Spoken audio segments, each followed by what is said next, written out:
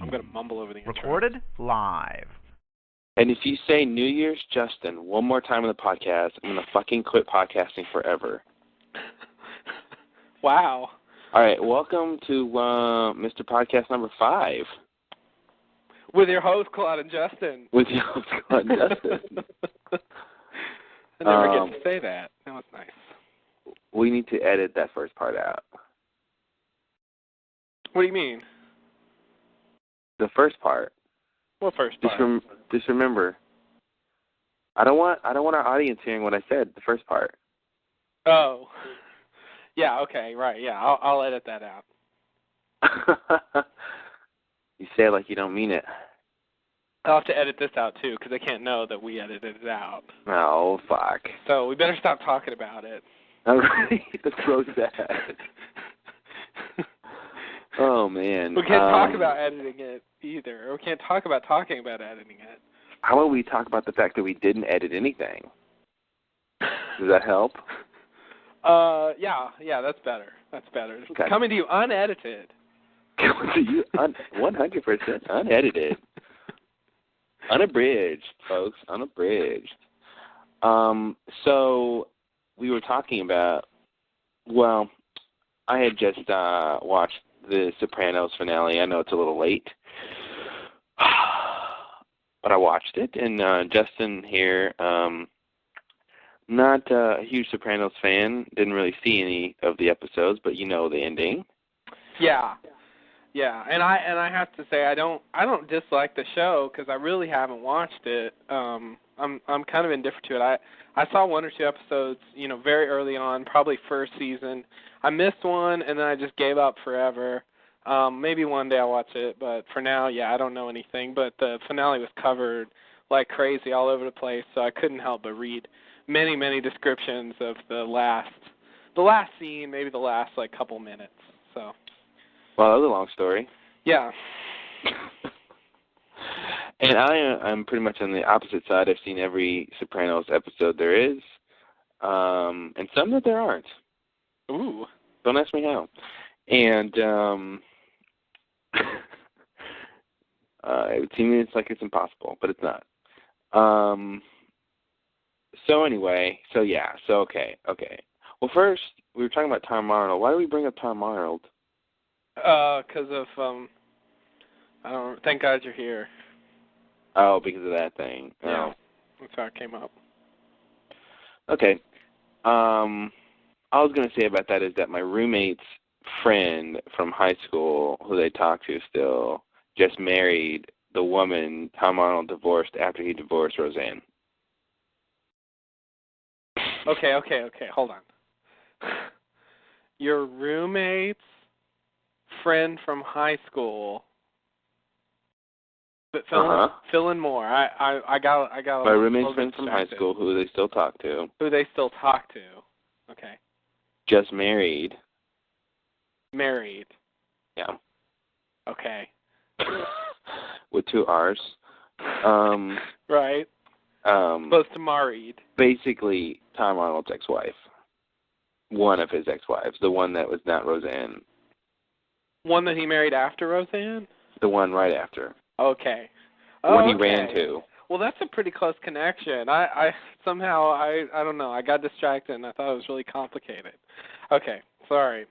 So I guess I'm saying how this boils down is that you are 1, 2, 3, 4 levels from Tom Arnold. Nice.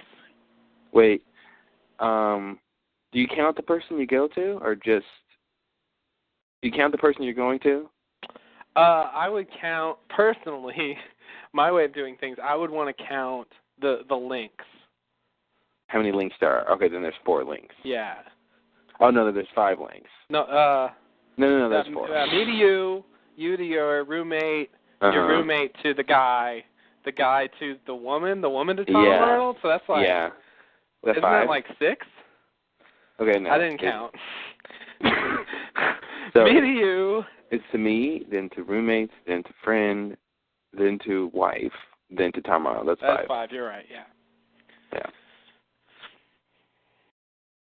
And then, of course, once you get to Tom Arnold, you're a quick link to anybody else in That's Hollywood. right. Yeah, I can go all kinds of places. Connected to that guy. Mm-hmm. Anyway, Sopranos, man. Yeah. I hope everyone's seen it. If not, we're going to be talking about the last episode. So, if, don't listen to this if you don't want to be spoiled. But you probably already seen it if you care to see it. And luckily, Sopranos is not a mystery show. Not quite as spoilable as yeah, well, the other finale shows. of the series is very spoilable. Yeah. But, yeah, well, in general, I'd agree. I just mean in terms of, how big the spoiler has an impact. I feel like I could still enjoy it just about as well, knowing what's going on. Oh, yeah? Yeah. What? I don't even know what you mean. I just think with the kind of show Sopranos is, spoilers, don't matter as much in terms of your enjoyment. There's some minor, revelations, but yeah, in general, yeah. I mean, Carmela cooks some chicken parmesan in this episode, yeah, big surprise. What? Yeah. Some ziti. Oh, Carmela, you're so crazy. Tony's gonna drink a beer. Polly's gonna say something as a fucking something. AJ's gonna do nothing. That's about it. That's the whole show. Damn. Who else is on the show? Damn. Oh, what's her name? The daughter. Whose name I can't remember now. Oh. Wait. Just totally spaced on her name. AJ and Carmela and Tony and who's the girl? Don't you know her name? No, I really don't. I don't know anybody's name. I know Tony and... Start guessing names. What? Just start guessing names. Wow. Something Italian. Mario. Something female in Italian. Oh, sorry. Italian American. Okay. Oh dear. Wow. I can't think of a single female. I can't think of her name. I've seen every episode. I felt really bad. Italian name. I mean, her name's not Italian. That's a joke. Oh, it's not. Okay. Hi, my name is Meadow. That's her name, Meadow. Meadow. Yeah. I remember that. Thanks. It's a little late. Well, I don't mean I might have actually said it. I just mean it sounds familiar. Anyway, No, I was a second away from saying that, because, I wouldn't have said that.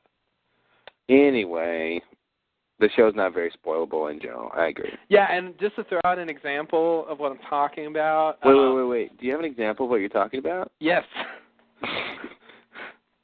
Yes, I do, actually. Oh, funny, convenient. Funny you mention that, because I do have that. Be warned, if you haven't seen 6 Feet Under, here it goes. Turn it off for a few seconds. I found out just because I was stupid looking at stuff on the internet before I even watched maybe 6-7 episodes of season 1 that Nate died. What? And actually no, I guess it was after the end of season 1, because he had just found out about this brain problem, and it was like, oh, he's gonna die. I mean, it was a big thing, but for me, it didn't really impact. I didn't feel it really impacted the way I watched the show very much, just because of the kind of show it was. It wasn't all about these surprise, Well, yeah, but I mean, revelations. Again, my point is, I agree with you, but I think you can spoil what the ending of the series is, or a major character arc, like the fact that he dies. I mean, I think you watch the I know I watched the show differently because I was actually spoiled by a friend of mine who basically said, oh yeah, he dies in the end, back when I was in season 1 or 2, and similar thing. And to me, I always said in the back of my head he's going to die, and that's and I don't know if it's just because I'm a writer or whatever, but when I think about the character arcs and where the story's going, I know, well, he's going to die, so they're not going to do this, or he's not going to do that, or this decision, if they had to decide, oh, I'm going to go to Paris and do whatever, no, you're going to go die, to me, that's the kind of stuff it ruins, is when I think about where the show is going to go or what they're going to do. It kind of ruins that if you know something like that.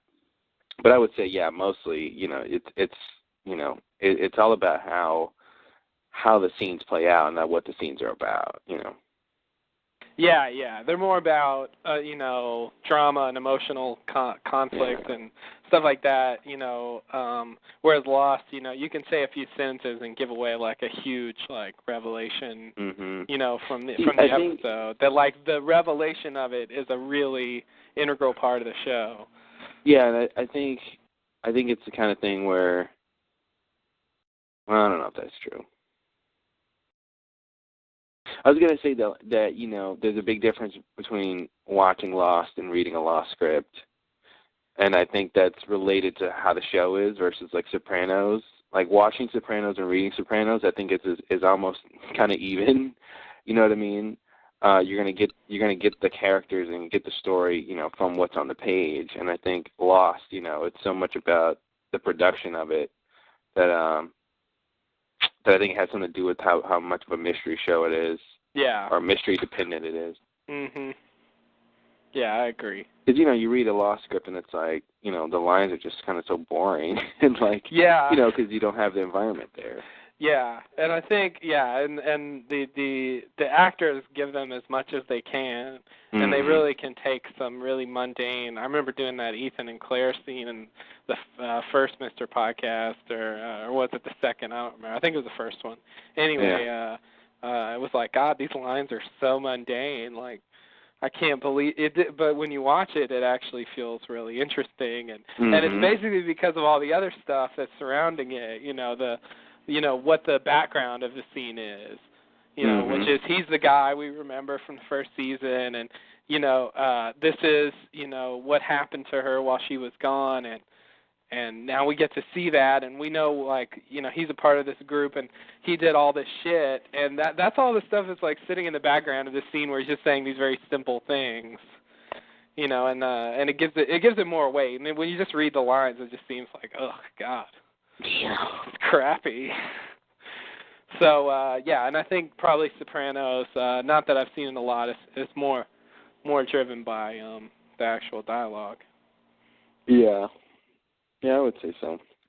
Well, okay, so as far as the ending, basically it ends with, the whole last couple episodes was about Phil Leotardo pretty much going crazy, and basically he puts a hit out on Tony and or basically the top three guys in Tony's outfit, which is Tony, who was it? Tony, and I forget who else. It wasn't.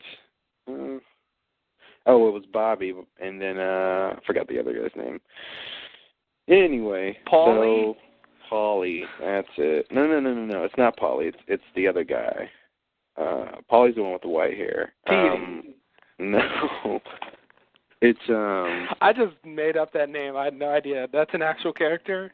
Yeah, that's fun. It's funny you should say that, because when Phil Leotardo and the gang were talking about who to hit, and somebody mentioned Paulie, and they said no, he's not one of the top three guys, and because I always thought he was, because he's older than the other guy who is one of the top three, and wait, is it? I'm getting my characters confused. Save me, Wikipedia.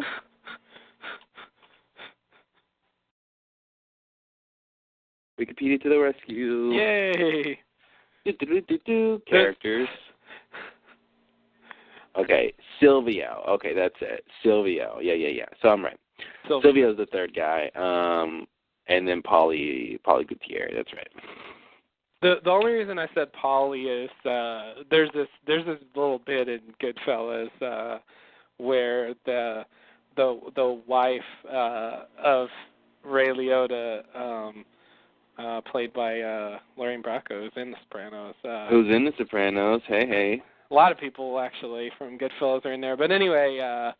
Where's they gonna go? It's at her wedding, I think, and she observes that all of the kids of these gangsters are named Peter or Paul, and there's like just a bevy of them being, oh, this is my cousin Polly, and this is a little Petey, and just this like montage of it's being introduced to Petey's and Polly's, and so that's why I said that anyway.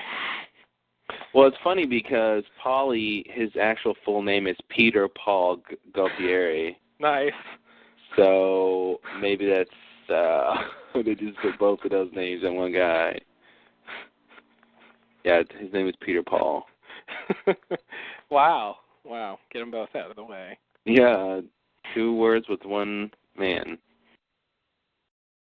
Anyway, so Tony puts his family in hiding, and he holds up at this house, because he knows a hit out is on him. Meanwhile, his guys are out in the streets looking for Leotardo, old Philly boy. And long story short, they have a deal with Phil's boys to call the respective hits off. No, Phil's guys aren't going to go after Tony anymore, but Tony is still going to go get Phil because he's kind of a loose cannon now. So that's how sort of set up. So you expect Tony to die at any point at a certain part, and then they kind of fixed everything. They kill Phil, and everything seems to be okay. And then Tony and the family move back in the house, and it's business as usual. And they decide to go to dinner. And, Tony shows up first, and then Carmela comes, and then AJ comes. And, it's just like regular old Sopranos night, And then what was kind of interesting is that Tony, he had a seat facing the door, because he's still a little on edge, after having a hit on him. Yeah. I would be. So every time somebody walks into the door, he sort of notices. And then, when AJ walks in, his son, there's a guy who walks in with him, like before him, in front of him. And Tony kind of looks at him and then sees AJ, and then the guy just sits down and AJ comes over. No big deal. But the guy, as an audience member, you totally look at this guy the whole time. You're just like, this guy just looks a little out of place, looks a little weird. And then they had this really good tension with building with Meadow trying to parallel park her car, and she couldn't get it. She kept having to start over. And to me, the whole time I'm wondering, oh man, this guy's just about to unload on the family, and she's going to be saved because she couldn't park her car. And anyway, then they just, she parks her car and she's running in, and the guy gets up to go to the bathroom, so he's passing Tony, and you just know something's about to happen. And he just passes Tony, goes to the bathroom, and then they cut right before Meadow enters the door. They cut to black. And you're just like, what?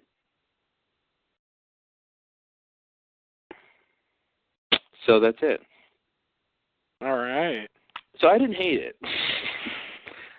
And, okay, here's the thing. We talked earlier about how people either love or hate it, at least on the message boards on the internet. And I think I loved and hated it, like I love that it's, in keeping with the show being, different and interesting, and sort of how they, the storytelling in general, it fits.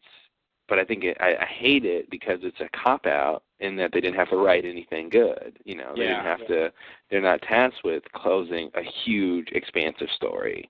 They just get to say, oh, well, and Frodo walked towards Mordor forevermore, Gandalf became Gandalf the White, and they had a good time for the rest of eternity. It's like, no, you got, some stories need an ending. Yeah. And that's what I thought. That's why I thought you wouldn't like it. Yeah, no, that's the thing. I mean, in terms of writing, I think it's sort of a cop out. It's like, hey, instead of really working hard and really doing whatever great ending and ending this story, let's just leave it open, But then the other side of that is, if leaving it open may have been in the best interest of the show, you know what I mean? It may be the best thing for it. I don't think there would have been. I mean, I would have been fine if, like, Tony got killed or something like that, or if he killed himself to protect his family or something. I think that would have been fitting, for the show, especially since, like, so many people were dying. and it seemed like, there was a slow degradation of the whole of the, of course the mafia is degrading in general, you know what I mean? Yeah. Over time. So that seemed like the show was really chronicling, the demise of, the modern mafia.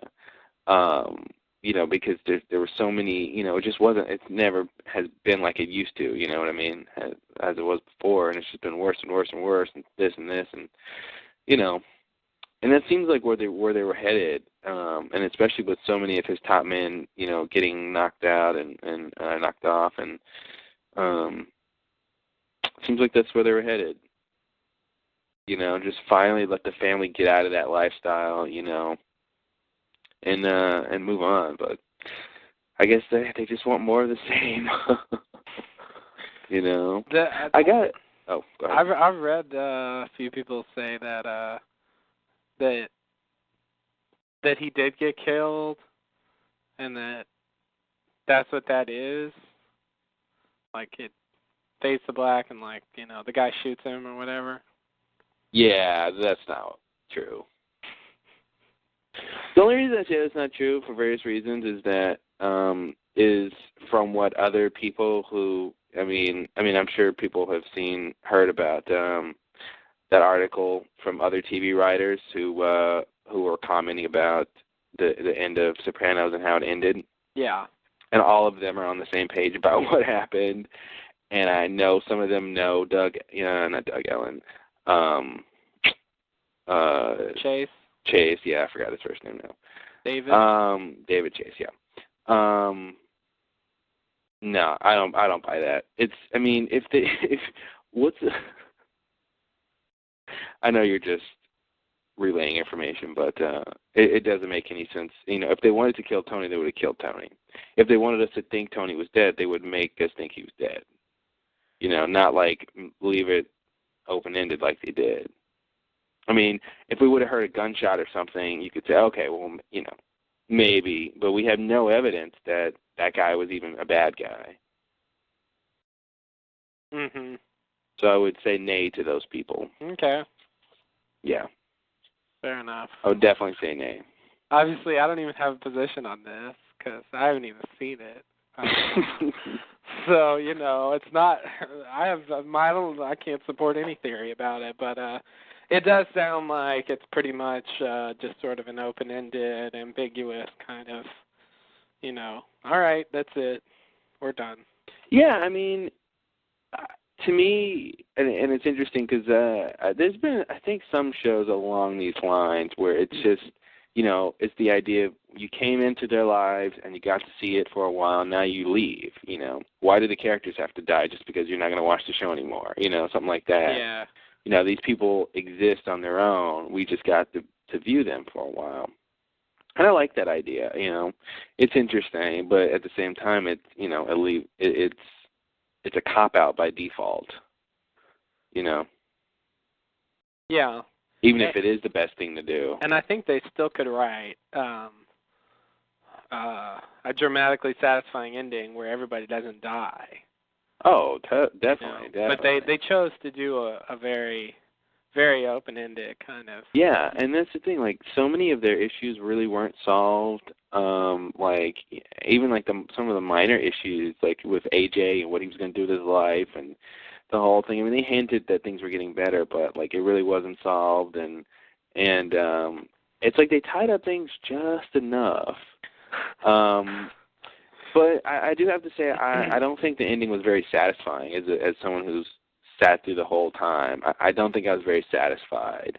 I wanted something more. Yeah. Yeah.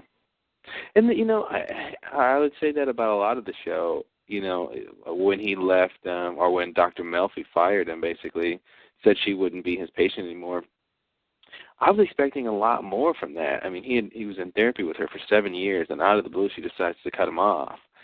And, I've never been in therapy, but, I feel like after 7 years, there should be some sort of, discussion, some sort of, maybe that's just the thing. When a psychiatrist or whatever decides not to help the patient, it's just a clean break. But, I don't know, I feel like there would have been more discussion in the scene, more on her part of explaining herself, I mean, for the audience, we didn't need her to say why she was doing it. We knew why she was doing it from other scenes, but I don't think Tony really ever got a good picture, you know. And I don't know, just there's a lot of things about this season I really didn't like. I hate it when Tony killed Christopher. I thought that was totally pointless and needless. And that's the other thing about this finale is that they found this cat at the safe house that they were staying at. There's this like stray cat that they started feeding or whatever, and it like killed a rat in the basement or something. So they started keeping it around. And then when they went back to, you know, their normal lives, they took it to the meat shop where they work. I don't know, they took it to the Bada Bing, the strip club. And, you know, the cat was hanging around the back. And the cat would always stare at this picture that they put up of Christopher, Tony's, like, basically like his nephew. And the cat would always stare at this picture. And they even went so far as they had this scene with Paulie where he mentioned that he actually moved the picture to a different place. And the cat went to the new place and stared at it. So to me, it's like they're hinting that like that cat is like Christopher or something. Yeah. It's his soul or it's somehow connected. But you know, they sort of bring that up in the finale, but you know, you don't get any resolution of that. You don't know what that comes to, what that means, or if it means anything. Yeah. You know. And it didn't seem like Tony really connected to that idea either. So it's like, well, what's the point? You know. I don't think you can just service your audience all the time. I think you have to service your characters too, because the audience cares about the characters. You know? I don't know. Not the best show ever. Not the best show ever by far. Had a lot of good moments though. A lot of good moments. Yeah. Thumbs up overall? Thumbs up overall. Okay. I would say, as a show, out of 5 stars, I'd give it... Oh, boy. Yeah, here comes a rating. Get down, folks.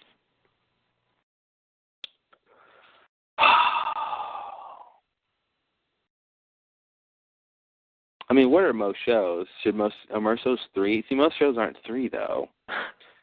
Most shows are, like, 2. Yeah, I guess so. I don't know. I mean, 5 I say for my favorite shows of all time. 4 is really, really, really, really good. And then 3 is average. So I guess Sopranos is a 4. Yeah. Yeah. Okay. That's pretty good. Whatever. Yeah, pretty good. You know. It's no 6 Feet Under. Hey, what is? It's no, what else do I love? Lost. It's not over yet, though, so it's a little early to judge the show as a whole. Yeah, so far it's still better than Sopranos. Oh, okay. Yeah, I mean... But, I mean, Sopranos had 6 seasons, right? So, of course, they had shorter seasons. But... It's better than Sopranos pretty much ever. The best Sopranos episode is not as good as the best Lost episode. Okay, fair enough.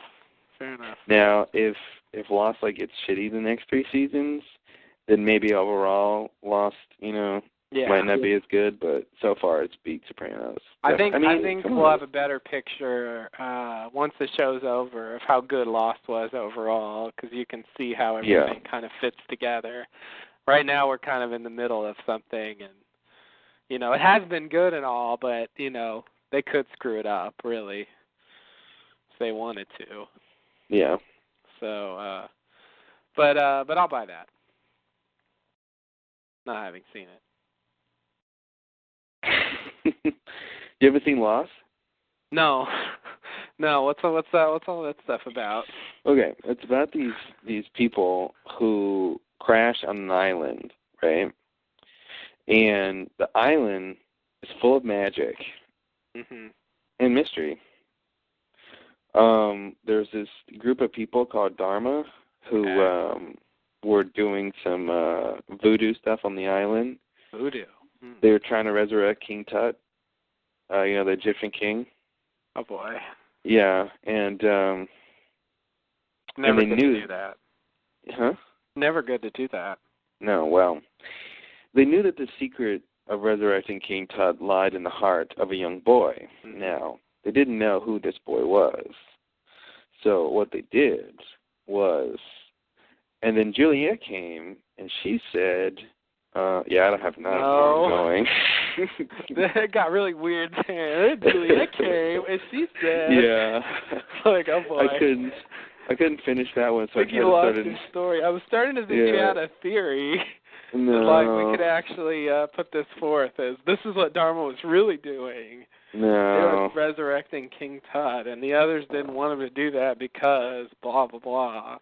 I could do that, but that's, no, that's stupid. Yeah, bullshit? Yeah, no, obviously it's not true. But, hey, people say stuff all the time. Huh? Oh, I don't know. Okay, so... Okay, how about that? What do you think if Lost did that? If Lost ended open-ended, the last scene, they have the rescue ship floating by, like it's the Coast Guard, it's a real rescue boat, it's Penny, it's everybody, it's Salvation, and they have everyone on the island, on the beach, and Jack has like a flare in his hand, and he can signal them or not signal them, and then it ends. And Ben's there too. And Ben's there too. And Juliet has a baby. And Juliet has a baby. Oh, God, no. Dude, I can totally see Juliet having Jack's baby. Ew. Don't even But they won't be on the that. island that long. I mean, 48 more days. I mean, even times 2, that's 100 days. It's not enough time to have a baby. Yeah, that's the thing. They really can't see a lot of pregnant. The only thing they can do, I guess, is use the flash forwards. Yeah. To deal with people having babies. Because, as far as on the island stuff, I mean, there's no way. That's why it was a big thing when they introduced son's pregnancy. Like, what are they going to do with this? She's not going to have this baby, until forever. And I think that's what it was a kind of curveball to the audiences, because usually a pregnancy, I mean, it's usually about the birth of the baby. It's about the baby. That's the end result, obviously. Yeah. But her pregnancy is really going to be about the fact that she's pregnant. Right. And what that means in terms of, her safety. And sometimes pregnancies are just, the drama will come into it if the woman has a miscarriage or something. Mm.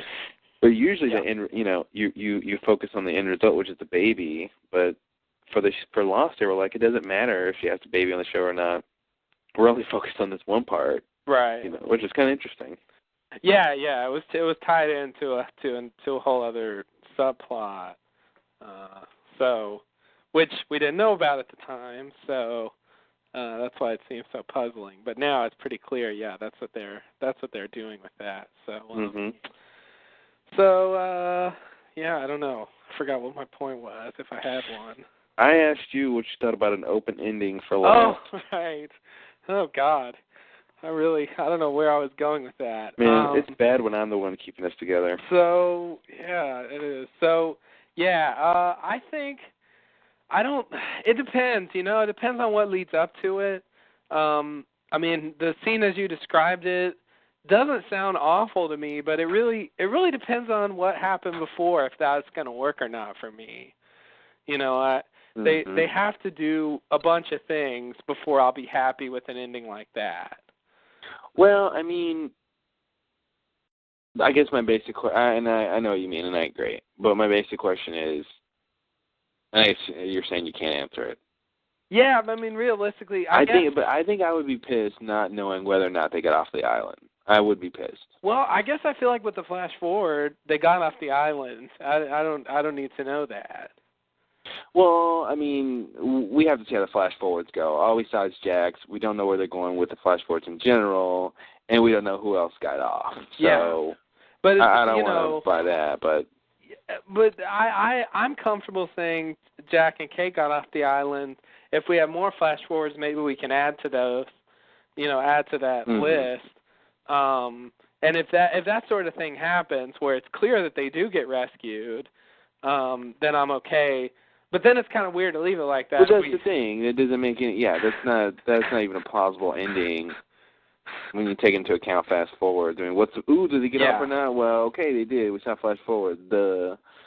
yeah. So I guess when I envisioned, because the Sopranos finale and also Damon and Carlson's comments about the Sopranos finale, fed a lot of speculation about having a lost ending along those lines. And I guess the kind of thing I imagine would be something, not them getting rescued, but some kind of thing where all the mysteries were set to be revealed, and then they just cut to black. Like that's the kind of ending that I'm imagining that would be that people really don't want. Yeah, well, I mean, I think it's Carlton who said that that really won't happen. They're gonna explain all the mysteries. I feel like the ending is gonna be. I mean, that's the thing with flash forwards. You don't really need a big ending. You just need an ending. Yeah. I mean, if anything, I would say they would leave off of how they got off the island, not whether or not they got off the island. Maybe. Maybe there was a couple options. Maybe, they set up some big, obstacle, circumstance, or whatever, and we just don't know exactly how they got off, but we know they got off. That's to me the only thing they could really do in the surprise kind of way. But I guess I feel like people who are worried are really imagining, like, instead of resolving mysteries, they just kind of leave them all up, in the air right at the end. I agree that won't happen. But I do think some of them will be. I think there will be unanswered questions in the end. I think they'll hit the high points, but, the finer subtleties of what was going on with blah, blah, blah, we may never learn. What the real Henry Gale's deal was, we may never learn that. I wouldn't be surprised. Oh, well, I think we know why we'll never learn that. No, what do you mean by that? Because there's nothing to know. Oh. We already know everything we need to know about that. Yeah, well, I agree. Man, they admit to bad writing so many times, it's kind of sad.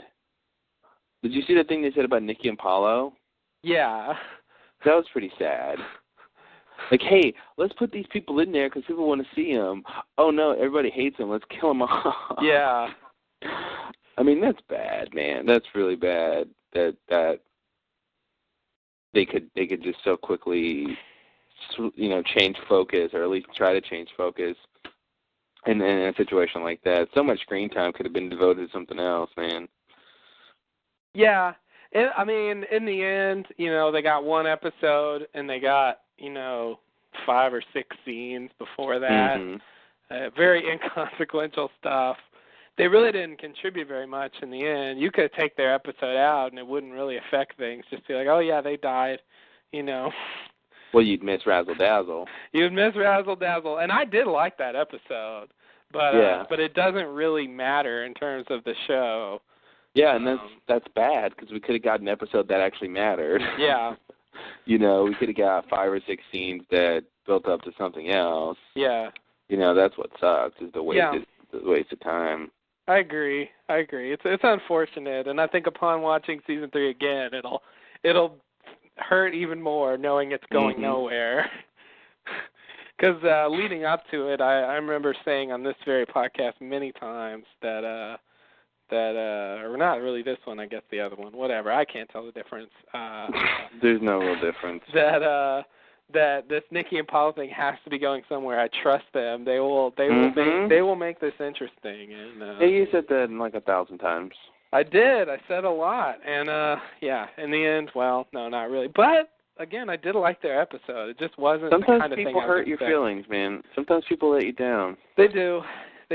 But I don't think Lost will end that way, though. I guess the kind of thing I'm imagining is most of the mysteries get resolved before the series finale. And I feel like the series finale, it might have, what the deal with the smoke monster is, or some lingering thing might get wrapped up there. But I guess I see the season finale being some kind of bittersweet farewell kind of thing. That's what I foresee. I don't know what else they're going to do. Unless they're fighting somebody else at the end, and there's some kind of great conflict that has to be resolved. I think they're gonna encounter there's gonna be an earthquake on the island, and then Jacob's gonna appear, and he's gonna be like 100 feet tall, and he's gonna eat them all. See, I never know with you. I'm going along. Okay, interesting. Oh dear. That's how I get them. I could feel my lack of confidence in your thing, like going at Jacob, and he's 100 feet tall. Ugh, not. I'm a little bit worried. Yeah. And he eats them all. Okay, you lost me. Yeah. Okay, I lost you at eat them all. You did, yeah. 100 feet tall was pushing it, but. Wow, I'm surprised you went with 100 feet tall. See, I would have. Yeah, I thought 100 feet tall was the kicker. No. Well. No, I was still in. Okay, he's 100 feet tall. You know what? He's a weird, invisible man. Maybe he's 100 feet tall. But what else are you going to do besides eat something at 100 feet tall? I mean, come on, where do you think that was going? Come on, really. I guess I should have known. What do you do if you're 100 feet tall? You have to eat people. What else can you do? Yeah. You're too tall. That reminds me, what's the deal with the Jolly Green Giant? I don't know. You know, like, I always thought that was weird that he's like this green giant, apparently made of vegetables, but like, and he would pick vegetables and then sell them to you. Mhm. I just thought it was weird to me as a kid. Like, is he selling? He's selling like his own kind. He wants you to eat him, right? I guess so. Yeah. Eat his children? I don't know what the vegetables are. Is his seeds? Jolly Green Giant wants you to eat his seed. Oh dear. When you put it and that it's a cartoon. Way. I don't know, man. I don't know. I think there's something sinister about that dude. Why was he so tall? I don't know. And why is he jolly? Mhm. Well, they want him to be nice. I mean, they want you to want to buy stuff from him. You know, if he's a mean, angry green giant. Jovial, maybe. Jolly? I don't know. Jolly's kind of scary. Jolly's too much. Yeah. I think when you're really big and friendly, you're jolly.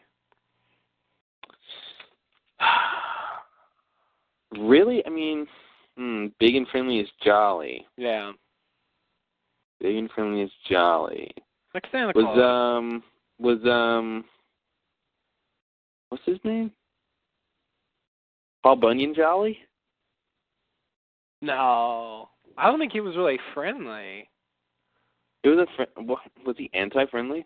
Well, he wasn't anti-friendly, but he was just, he was more rugged and fearsome and powerful. Okay.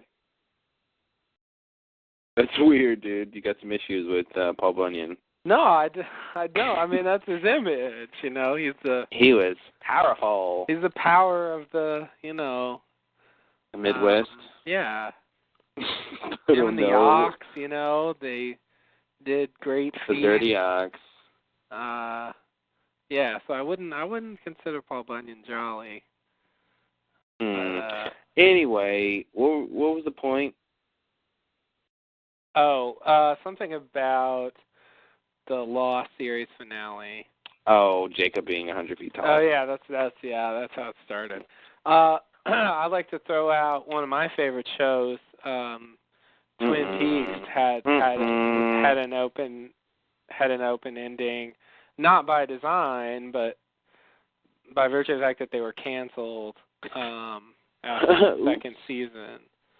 So it really would have just been a cliffhanger ending, leading into the next season, but turned out to be the series finale. So, and I think that works really well, personally. Yeah, well, and I think there's one specific reason why it works well, is that we knew something specific about the next chapter that we weren't going to see. We knew that Bob was in Dale. Mm-hmm. And if they didn't, if they left it on whether or not Bob was going to inhabit Dale, that's what Sopranos did. Yeah. Sopranos left it on, is Bob going to take over Dale or not? instead of going one more and saying, oh, no, Bob is in Dale. There you go. This is what the next chapter is going to be about. If they had finished the dinner on Sopranos and Tony didn't get killed, then we could say, okay, well, maybe it's fine now. Or if the guy would have come out and shot Tony, we could be like, oh, okay, the next chapter is dealing with Tony getting shot. Is he dead? Is he not dead? You know, is he going to leave because he gets shot? You know, that whole thing. And I think that's why the Twin Peaks works better, is because they give us an extra little bit about what we're not going to see. Yeah. Yeah, you can extrapolate a little bit about what might have happened after that. Not too much, but at least there's something to go on. It's not completely open-ended. I suppose they could have, but they weren't trying to do that. You know, it wasn't supposed to be a series finale. It was supposed to be a setup. You know, it's supposed to be like, oh no, what are we going to do now? Yeah, this is their new problem, and it's a big problem. The main character being possessed by the main. I would love to see how that was going to work. Me too. Me too. It would have been really interesting. I mean, God, to see Kyle MacLachlan act with Bob inside of him, I mean, yeah, it could have been interesting. Yeah, and I mean, he's everybody trusts him, and he's our, main character that we sympathize with throughout the series, and to throw it for a loop like that, I mean, that's just crazy. I mean, what would Bob even want with Dale? Who I mean, knows? that's the thing. What could he do? I mean, it seems like Bob would have some sort of, agenda, based on what he does when he's inside of jail. Dale. Bob, I don't know. I don't know what he wants. It's all very unclear. Well, he wants some Garmonbozia. I guess that's what he really wants. And if there's anyone out there who's interested in Twin Peaks, and what we're talking about, if you search out the Fire Walk With Me script, there's actually a couple of scenes in there that follow the season 2 finale that didn't end up in the movie, but they are in the script, and they give you just a little more on the season 2 DVD. No, the script and in the script. Yeah, the script at Fire Walk With Me. Originally, at the end, they were going to do a couple scenes that were following the season 2 finale. Oh, that's cool. So you can see what they had in mind to come right after that, and it's pretty interesting. It sets up some more stuff, and I think it would have been good if they kept going. But did you get the season 2 of Twin Peaks? Yeah, I did. Any good extras? Not really. No, it's a pretty bare set. There isn't a lot of extras. Just like Lynch. Yeah. Well, the season 1 had a lot of stuff. Just like Lynch. But wow. But for some reason, season 2 doesn't have that much. Season 2 was so much hell regarding the rights and stuff that, they were lucky to get permission to publish the episodes, and I'm sure any bonus footage is would have been an extra headache to get. Yeah, definitely. Yeah, there's some interviews, and that's about it. It's some interviews with the cast members, recent interviews. You get to see them looking all old. It's kind of interesting, but yeah. All the high school kids look like, they're in their 40s, and all the adults are 60s, like elderly people. Oh, jeez. Is Ray Wise on there? Yes, he is. Nice. Yeah, good old Ray Wise. He's still around. Ray Wise is still around. I saw him in something recently. Yeah, he does stuff. He's always around, man. I looked at still his credits, and he's always got something going on. You know who else is still scary is the lady who played his wife in Twin Peaks. Oh yeah, Grace Zabriskie. Anytime you need some lady who's crazy, you gotta go with her. But you know what I realized? She's the great crazy psycho almost, but the crazy intense neurotic. I've seen I don't know the actress's name, but it's the lady in Donnie Darko, the Sparkle motion coach. Oh yeah. I've seen her in a lot of roles I like have that. too, yeah. You know, where you're not crazy. You're just kind of like kooky and intense and weird. Yeah. She was in Little Miss Sunshine, and she played that same kind of role. I mean, obviously, Sparkle Motion and like, you know, a beauty pageant is kind of similar, but she played like a role. She was in charge there, and it was the same thing. Yeah, that kind of almost silly sort of craziness. Oh, and did I ever tell you she was on Jericho? Oh, really? Yeah, well, I don't want to ruin it, but she dies, but she was on Jericho, yeah. Gracie, yeah, she played Gracie. She was the like store owner, the local market's owner. Wow. Yeah, I forgot she was on. I've seen her in a lot of things. She's everywhere. Over the years, she's one of those people that like I can't remember where I've seen her, but I recognize her. You know, I just can't name anything I've seen her in. There's a few people like that. I see them and I'm like, I know who you are, but I don't know what your name is, and I don't know what I've seen you in. I was that way with. I'm your biggest fan. I was that way with Bruno Kirby for a while. Oh yeah. Before I bothered to figure out what his name was. Man, I was a Bruno Kirby fan since City Slickers, man. Oh yeah. That's the first thing I saw him in. Really? Yeah, and I was like, wow. And then that name just stuck out to me. So every time I saw him since, I was like, oh, the guy from City Slickers. Oh, wow. He's apparently in some movie called The Godfather. Apparently. Yeah. Actually, he was in a little movie called The Godfather. Had a little part in that. Wasn't a big part, but yeah, he was there. He wasn't doing his usual Bruno Kirby thing though. What's his usual? I don't know. You know, I used to think he was Joe Pesci. Oh, why? I don't know. I thought they look nothing alike. Well, I just thought that's what his name was. No, okay. And it's happened every now and then. I think an actor or somebody, but I realized that's not their name. And there's this other guy with that name. And anyway, yeah, I thought he was Joe Pesci. You are sadly mistaken, sir. But I agree, they don't look alike. I don't know. I was like 8 when I thought that. Give me a break. Yeah, no, you don't get a break. You're 8 years old. You can tell the difference between two human beings. I could have, but I didn't.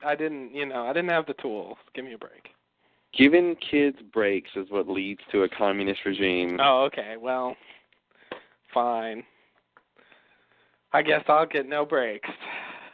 Well, you're not a kid anymore. Yeah. You can have all the breaks you want. Oh, yay! Just don't give it to the kids. Nice. Wow. Yeah, hey, that's how our government works. We're really hard on the kids, and then adults can do whatever they want.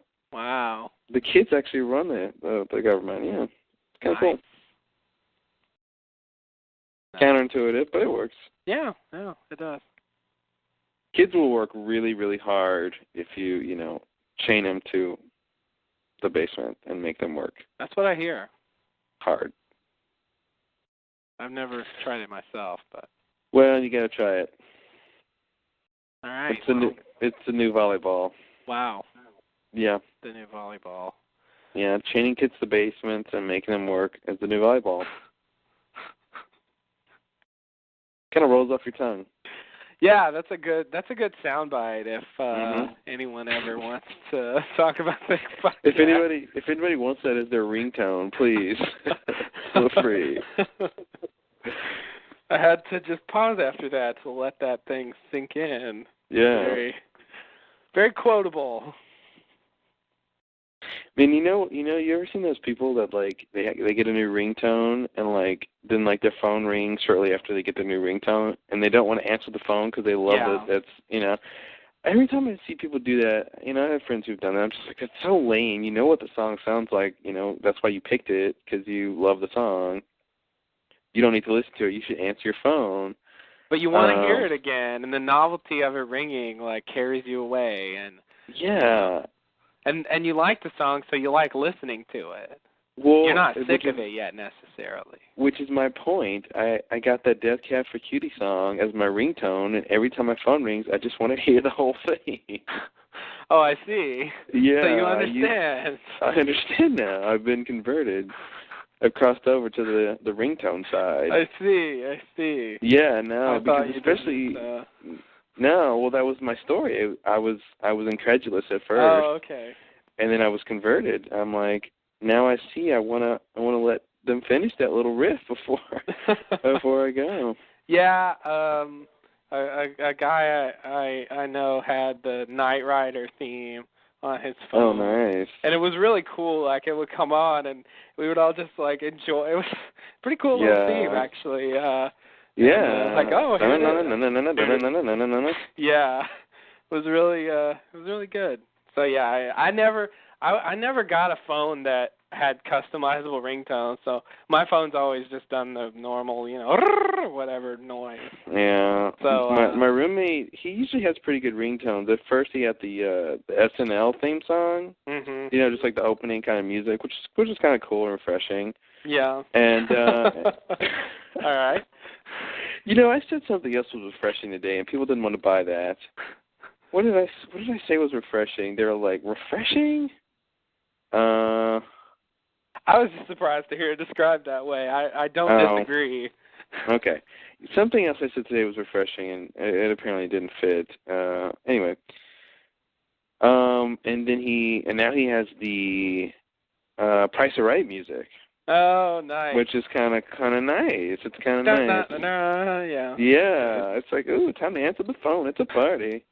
Come on down and answer the phone. It's your mama calling. Yeah, that's good. That's a good one. Yeah, it's pretty nice. It's kind of interesting. It makes you happy that someone calls more than just the fact that someone's calling. Mm-hmm. Like, oh yeah, I love this song. Yeah. Although, when I was on that marketing tour, my tour mate, this was when that Neo song was out called. No, I should never forget that song. I heard it so many times. I don't know what it's called, but so sick of love songs. That song, whatever it's called, probably love songs. So sick of, in parentheses. Of course. But it was his ringtone, man, and I heard that snippet so many damn times. It was ridiculous. That's the end of my story. Wow. That sucks. I don't even know who that is. I was going to ask, do you even know who Neo is? Nope. Not a clue. Here's a clue. Here's a question. How do you think he spells Neo? To me, it's the Matrix character, Neo. Okay, well, my question should have sparked you to think outside the box. I agree, but that's all I got. Hold on, let me try. Okay. Neo. Oh, dear. Something like... Let's just say... Knee... O. A-U. No. A-U. I couldn't think of another way to make the O sound. Yeah. No, it's not as crazy as that. It's N-E-Y-O. Oh. So it's like phonetic. Oh, it's Neo? Yeah. Okay, so it's not Neo, it's Neo. Well, if you want to stress that Y, you don't have to stress the Y. There's no rule saying you have to stress that Y. But when you say Neo, there's no Y at all. Well, no, but you're saying Neo. You're saying a yo, and you can put the yo I'm in not. there. Maybe you are, but when I say Neo, there's no No. Y in there. I'm saying you can say Neo, and put a Y in there. Yeah. Neo. But not Neo. I mean, that's right. stressing it. Well, I guess what I'm saying is I didn't understand that it was there at all. Yeah. I heard it as Neo. The Y is kind of silent. I mean, it barely adds to the sound. O and Yo sound really close. I mean, it's very, very unobtrusive if you say it Neo. But but that's not what I. So I never would have guessed that because I never would have put the Y in there. Well, that's why you're not a part of the R&B named think tank. I guess it's Yeah. N-E-Y-O, huh? Okay. Anyway, Fair enough. Whatever. So now you're hip again. I guess. You know, I think if you have to tell me, I know, I'm not hip. Hip is knowing what's cool and new. So now you know. So now and you're this is you're from hip. like a year ago, right? Yeah, no, this is totally irrelevant. Yeah, I'm not. I just. Okay, year as hip as 2006. Okay, I'll take what I can get. Mhm. I used to keep up with what the kids are doing, but Man, the kids are getting younger and younger. Yeah, they are, and yeah, I can't keep up with their crazy ways. Yeah, I got 1 month to the big 2-6. Oof. Yeah, I know. Envy me. Well, I'm already there, so you know. Yeah, well. I don't know if I envy you. You're hitting up 2-7, dude. Yeah, I know, that's coming up. Not too soon, but let's just say the new law season will be on after that happens. Let's say you'll be, yeah. Yikes, man. That's intense. That's really intense. Yeah. What are you going to do? I don't know. I can't really help it. See, the problem with stopping time is that everything would freeze. Yeah, that's no good. So you can't just, simply stop time. Nope. As simple as that would be. Right. Yeah. We could do that whenever we wanted. We just don't want to. All we have to do is put our 2 index fingers together, right? That's it. And twitch your nose. Do you remember that show? The Out of This World. Do you remember that sitcom? Oh, no. That's what my reference was. My reference was Bewitched. Yes, no. Remember it was like this girl who was half alien. Her dad was an alien, and you never saw him. And her mom was like a regular human. And she had a couple powers, and one of her powers was that she could freeze time by touching her 2 index fingers together, as if they're poking each other. Her 2 fingers are poking each other, just straight out. Mm-hmm. And she would freeze time. Nice. And if she touched somebody, they would unfreeze. So, something's going on and she freezes time, and then she goes over and unfreezes her mom, and she's like, "Mom, blah, blah, blah, blah, blah." Mm-hmm. And then they would discuss what they have to do, and then the mom would go pose again, which would be hilarious, pose like she's frozen, and then the girl would unfreeze time. Mm-hmm. Oh, silly girl. Oh, silly girl. Freezing's for...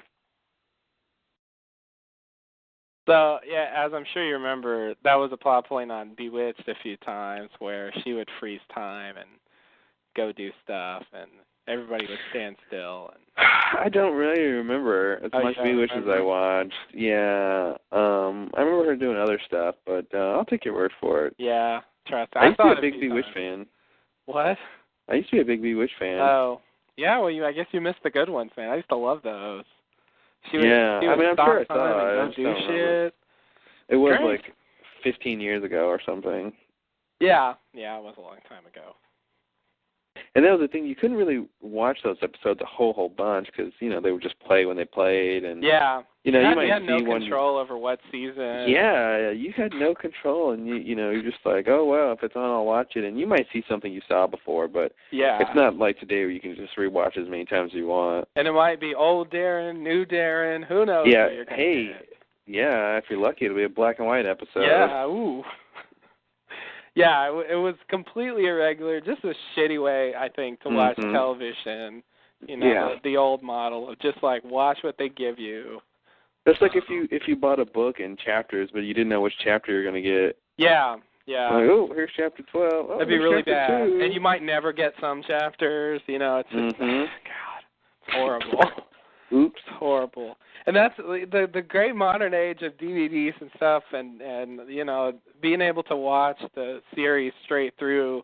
You get such a better sense of what's going on in those shows than I used to when I would watch them, where I just kind of had to figure out what was going on. Mm-hmm. You know, just man, I'm surprised we don't have to watch commercials on DVDs. I'm surprised, like, you know, you have a DVD, it's got 4 or 5 episodes on it. I'm surprised, like, to get to the next episode, they don't put a commercial on there. Oh, really? They totally could. And I mean, I know you're paying for it, which is why it's not supposed to have commercials on there. Yeah. But I could totally see them doing that. And people wouldn't stop buying DVDs. It's the same thing they did in movie theaters. They started putting commercials before movies. People didn't stop going to the movies. Yeah. You know, they could totally put it on DVDs. Well, and make it where you can't I've seen skip commercials at the beginning, like they do at movie theaters. You know, I've seen when you put in the DVD, it comes on. Mm-hmm. You know. Well, I mean, yeah, but that's the thing. I mean, in a movie, you don't have a chance to insert another commercial, but you could put, you can make a claim. I'm sure they could make a claim that each episode is different, so a commercial before each episode. Yeah, that's horrendous though, because it'd be the same commercials forever. You know, like, who wants to watch the same commercial? Like, they won't even be relevant. The thing might go out of business in 5 years or something, you know? Well, yeah, I guess that's possible. But, yeah, I mean, presumably you wouldn't necessarily have a commercial for a particular product. It would just be more for the company as a whole. Oh. But, you know what I mean? Like, you don't want to say, oh, this new whatever car, that won't be relevant. Yeah, but maybe that's the kind of thing I was imagining. Yeah, I mean, maybe something a little more long-term. But who cares? I mean, as long as they get their money out of it, people are going to go buy millions of those DVDs. Who cares if, when the next season comes out, they can talk about the new car, I don't think most people would like that. But that's the thing. Most people don't like commercials before anything. It hasn't stopped them from doing it. Right. I think people would hate that. I believe they would totally hate it. But what's to stop them from doing it? I mean, for me, if that happened, I'd really just want to download stuff. Okay, which is not an option for most people. Yeah, no, I know. But I think... I think people would still buy the DVDs, and they would just have to live with it the same way they have to live with commercials on their DVD when they buy it. They have to live with commercials before the movie. But I think the advertising revenue, it may not even be that lucrative. I mean, you're talking about you get to put a commercial on here, and it just stays on there forever. You never get to change it or update it or do anything to it. There's only a limited number of commercials that can go on there. Yeah. It's not like a TV show where you... Well, that's the thing. You buy ad time. I mean, that's the thing. Ad time is ephemeral. It doesn't exist forever. I mean, you buy ad time before the Super Bowl. You buy ad time before I Love Lucy. I mean, it doesn't matter. You can buy ad time before this DVD that people are buying. I mean, you can sell the ad space. I don't think there's anything wrong with that.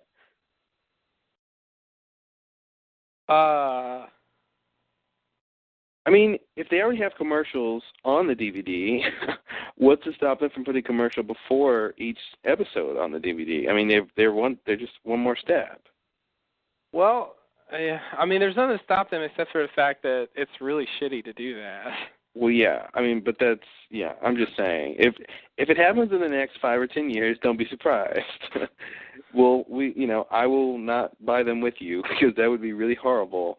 But yeah, I mean, God, why pay for a DVD if you got to sit through that shit? Hey, why pay for a movie why pay for a movie if I got to sit through commercials? You could do that on CDs too, or even worse, MP3s that you download from iTunes or something. You could throw a commercial at the front of those.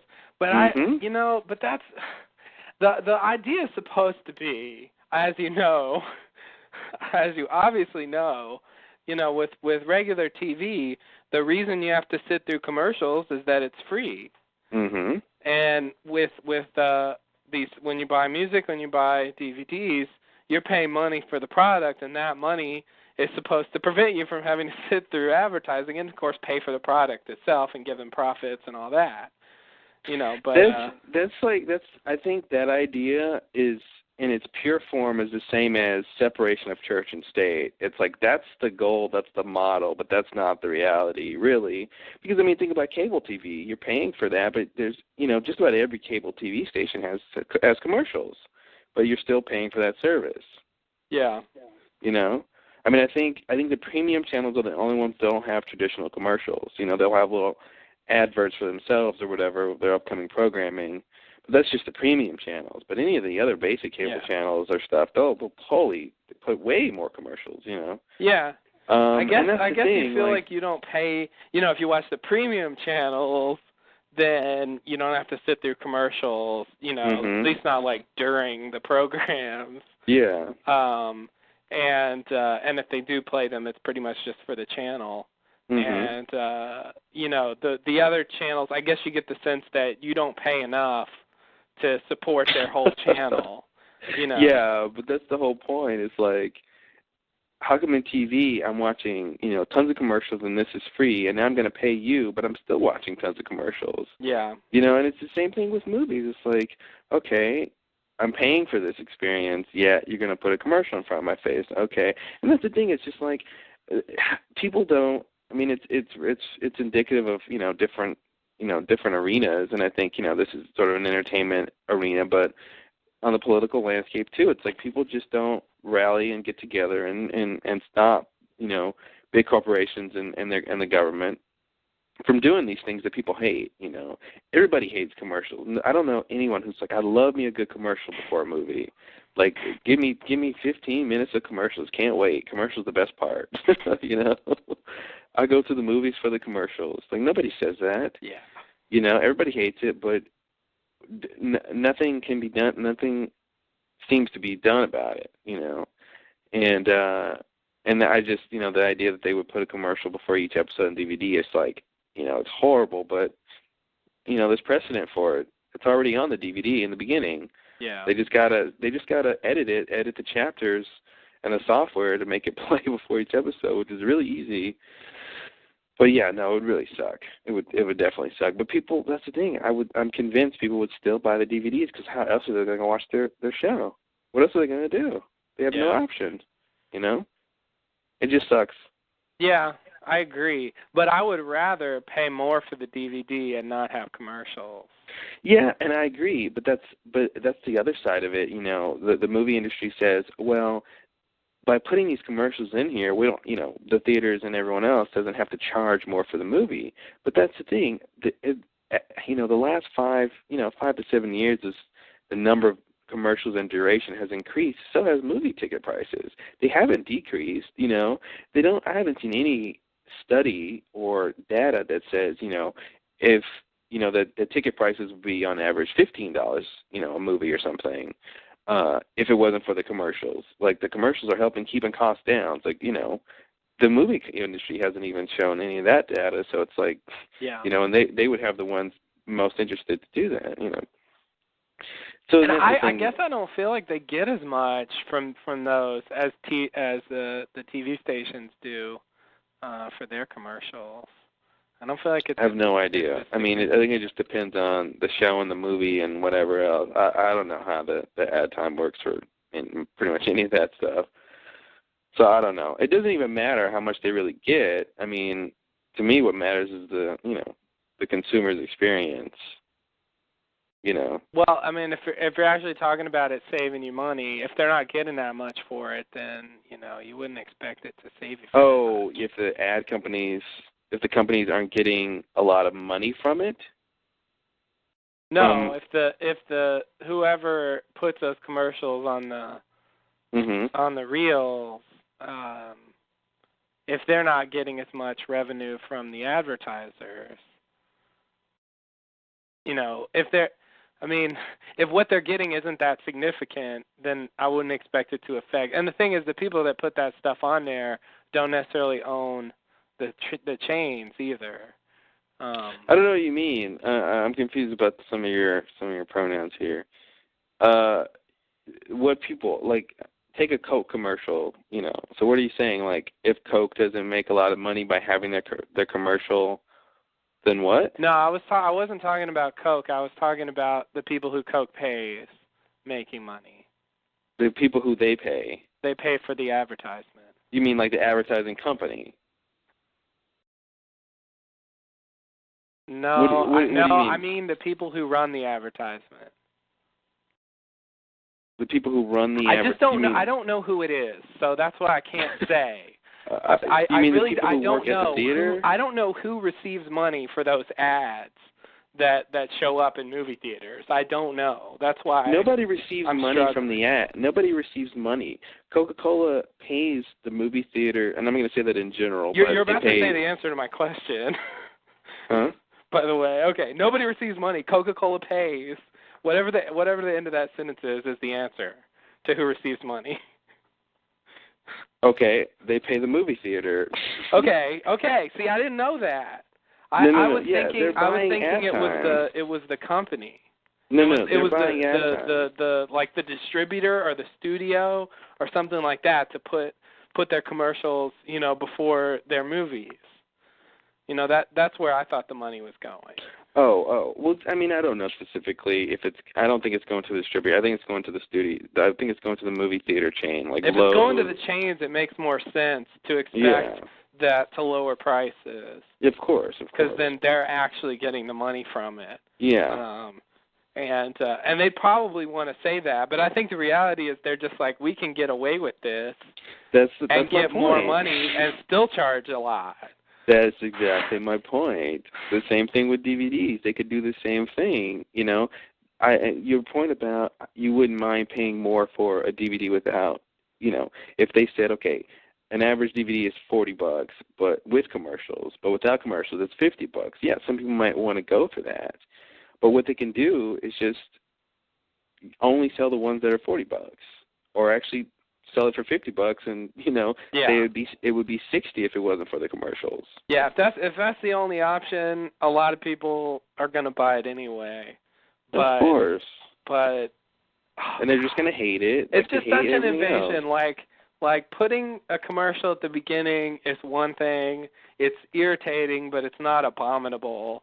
But I think once you start throwing commercials in the middle of the play of the episodes, oh God. But but the episode's over. This is a new episode I'm starting here. Crossing the line. Come on. That's bad. That's bad. Hey, when you watch TV, there's commercials between each episode. There's commercials in the middle of the episode too, but hey, we'll put commercials in the middle. If you ask for it.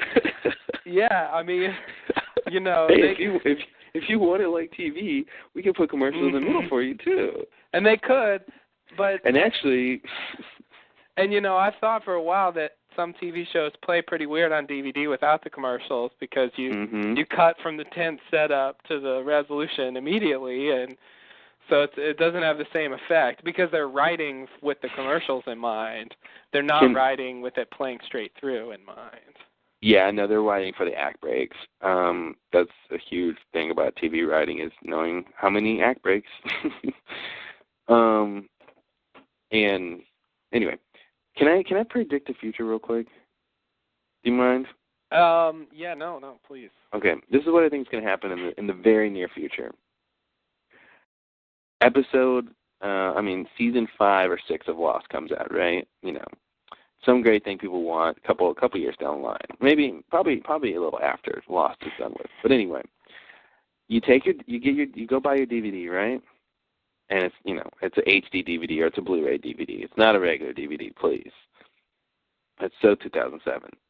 So you take that, you go home, you pop it into your media center. It's not your DVD player. It's your media center computer type dealy. Too dilly. And what it does is when you pop it in, your media center has an active high-speed internet connection. It knows what disc you have, and it sends you commercials live. So you don't get a commercial that's from some product that doesn't exist. You get the new Toyota commercial that Toyota has already bought ad space for on the first 100,000 Lost Season 5 discs or whatever. You know what I mean? They're encoded to know what commercials go where, what company has that. And then Toyota says, okay, well, for this date to this date, we want to show this commercial. So anytime you pop in that DVD, you're going to get that commercial for whenever they want to change it. That's how I think the near future is going to be. It's going to combine, internet connectivity with the media, with what you're buying, the DVDs. Because it's going to be able to usurp like TiVo and stuff, where people can just fast forward and, blah, blah, blah. And when you watch it, if you have something on your TiVo for, a long time, those commercials that you recorded there's, even though you don't really watch them, they're irrelevant, a lot of the times. Yeah, advertisers don't like TiVo. Yeah. And Lost suffered from that a little bit because they have really high TiVo numbers. And the advertisers don't want to pay for that because people with TiVo are skipping the commercials. So, your ratings are lower overall for what they care about, which is not the people that are TiVoing the show.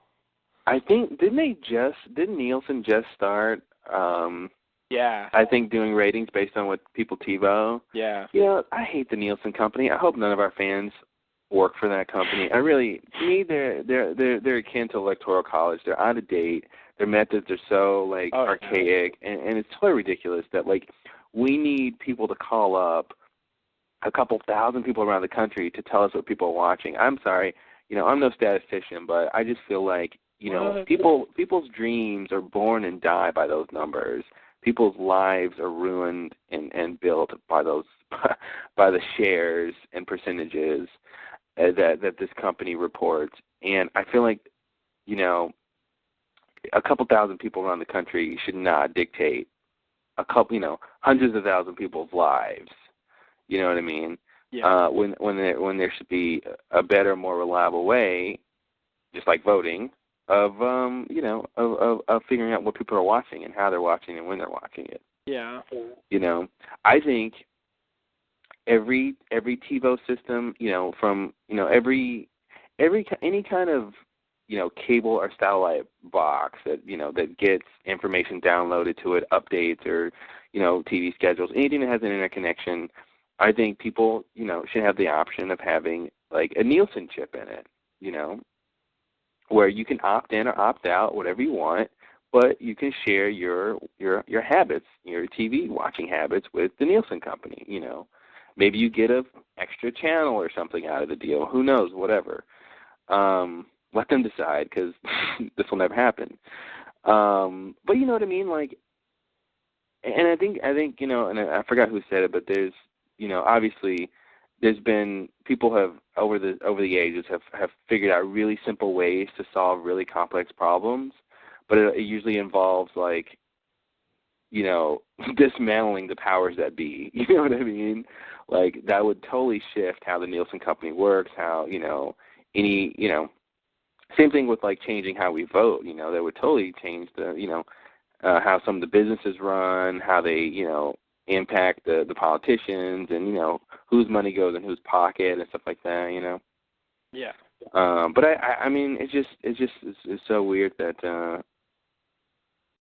a couple thousand people decide, what show gets what rating, just because, we'll use statistics to extrapolate that this sample based on this population means this, Yeah. Those are valid methods, but if you have access to a larger, if you have access to everybody, mm-hmm. for real, then obviously that's better. But if you only look at cable people, you're excluding certain, members of the population, and you don't necessarily want to do that. Mm-hmm. Well, I would say use that data to help your, I would say use more than one method of gathering data. That's kind of my point. Yeah. And I think pretty much, in the next 10 years, everyone who's watching TV is going to have some sort of box or something they're doing it with, because, they're going to have an HD receiver and all this other crap, and, it's going to get to that point anyway, where most of the people, have that kind of, access. Yeah. If it gets to that point, then it's good. But you can run into biases of people who have cable are more likely to watch this type of show, mm-hmm. that kind of thing that isn't necessarily reflecting what everybody's watching. But if you really, I used to think when I was a kid that every TV had some kind of chip in it and transmitted what you were watching. Oh, yeah, I thought, somehow it would just sense what station you were picking up, and they could, the broadcaster could tell how many people were picking up their signal, basically. Yeah, that's exactly what I thought was going on. And there was one point, actually, I was keeping track of the ratings. I was reading this magazine, and they would list the bottom, the shows with the lowest ratings. And so I thought, let me watch these and see if I can affect it. Oh, wow. Because I actually thought if it's that low, maybe I can have an impact. And they did go up, and I actually thought I did something. But now I know that was horseshit. Did you watch them with several 100,000 of your friends? No, I did not. I thought with such a low rating, little old me could have an impact. But I mean, now I realize how silly that was, because even those low ratings is still, at least hundreds of thousands of people. Yeah. So, I did a similar thing, man. When I was a kid, I used to, if there was some show I really liked, if I was going to bed or something that was on, I would leave the TV on to help, give it that rating, or oh man, the Simpsons is on or something, but I can't watch it right now. I'll just leave it on and go do whatever I got to do, and that way it'll get my ratings point, Yeah. Oh, kids are stupid. Yeah, and I had no impact at all. And I've never known anybody who's actually done that Nielsen thing. That's the thing. Go ahead. It is really outdated, and it looks pretty. It seems so clandestine. Yeah. Yeah. I feel like, who are these Nielsen people? Do they really exist? Yeah. Who are these people, and what do their fathers do? Right. Yeah, no, I think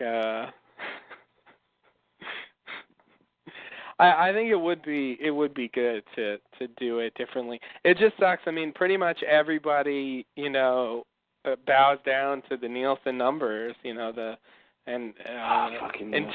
you change that thinking, I think they're just going to keep doing what they're doing.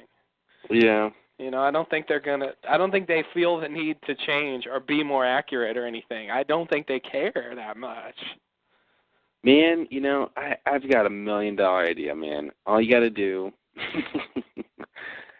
if I was a young go-getter and could get some venture capital, I would create a little tech company, right?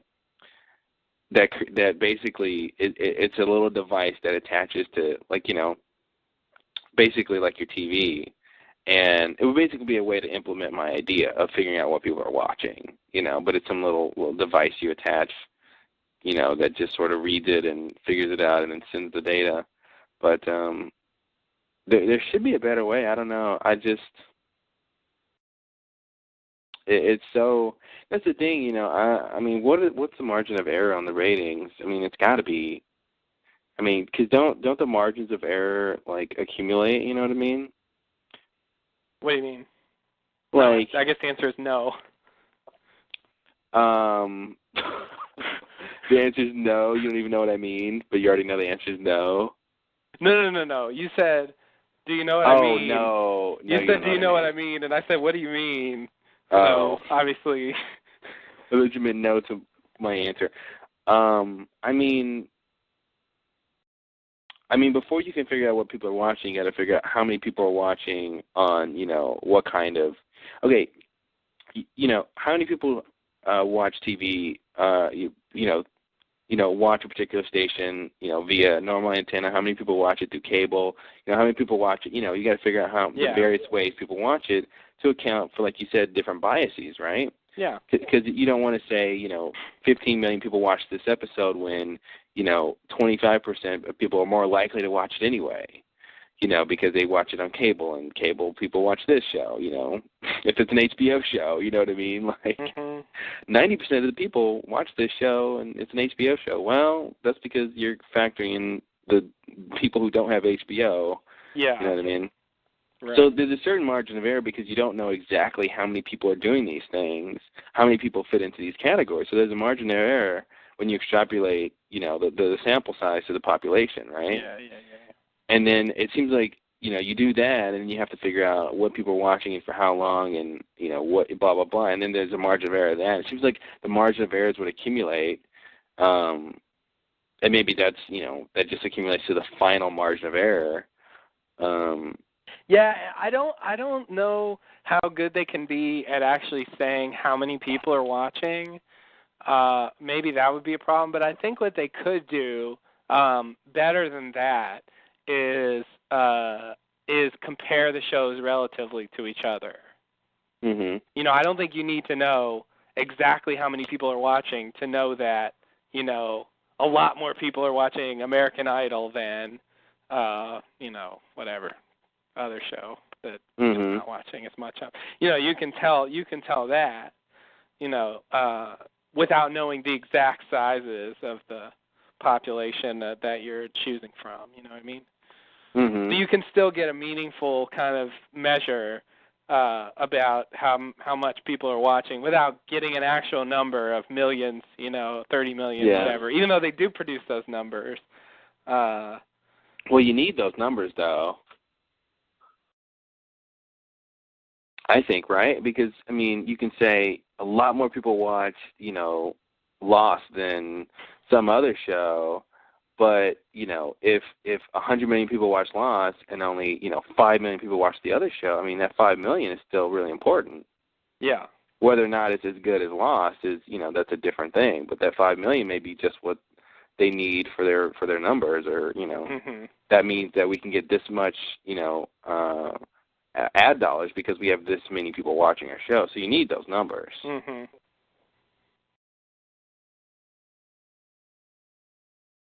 Isn't that what the share thing is? Aren't you describing what the share aspect of the thing is? I have no idea. Oh.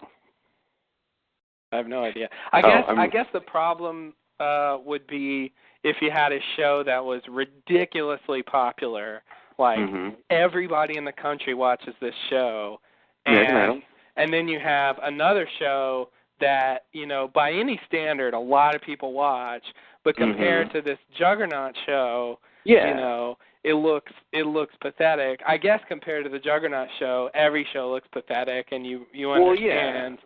That's what my point was.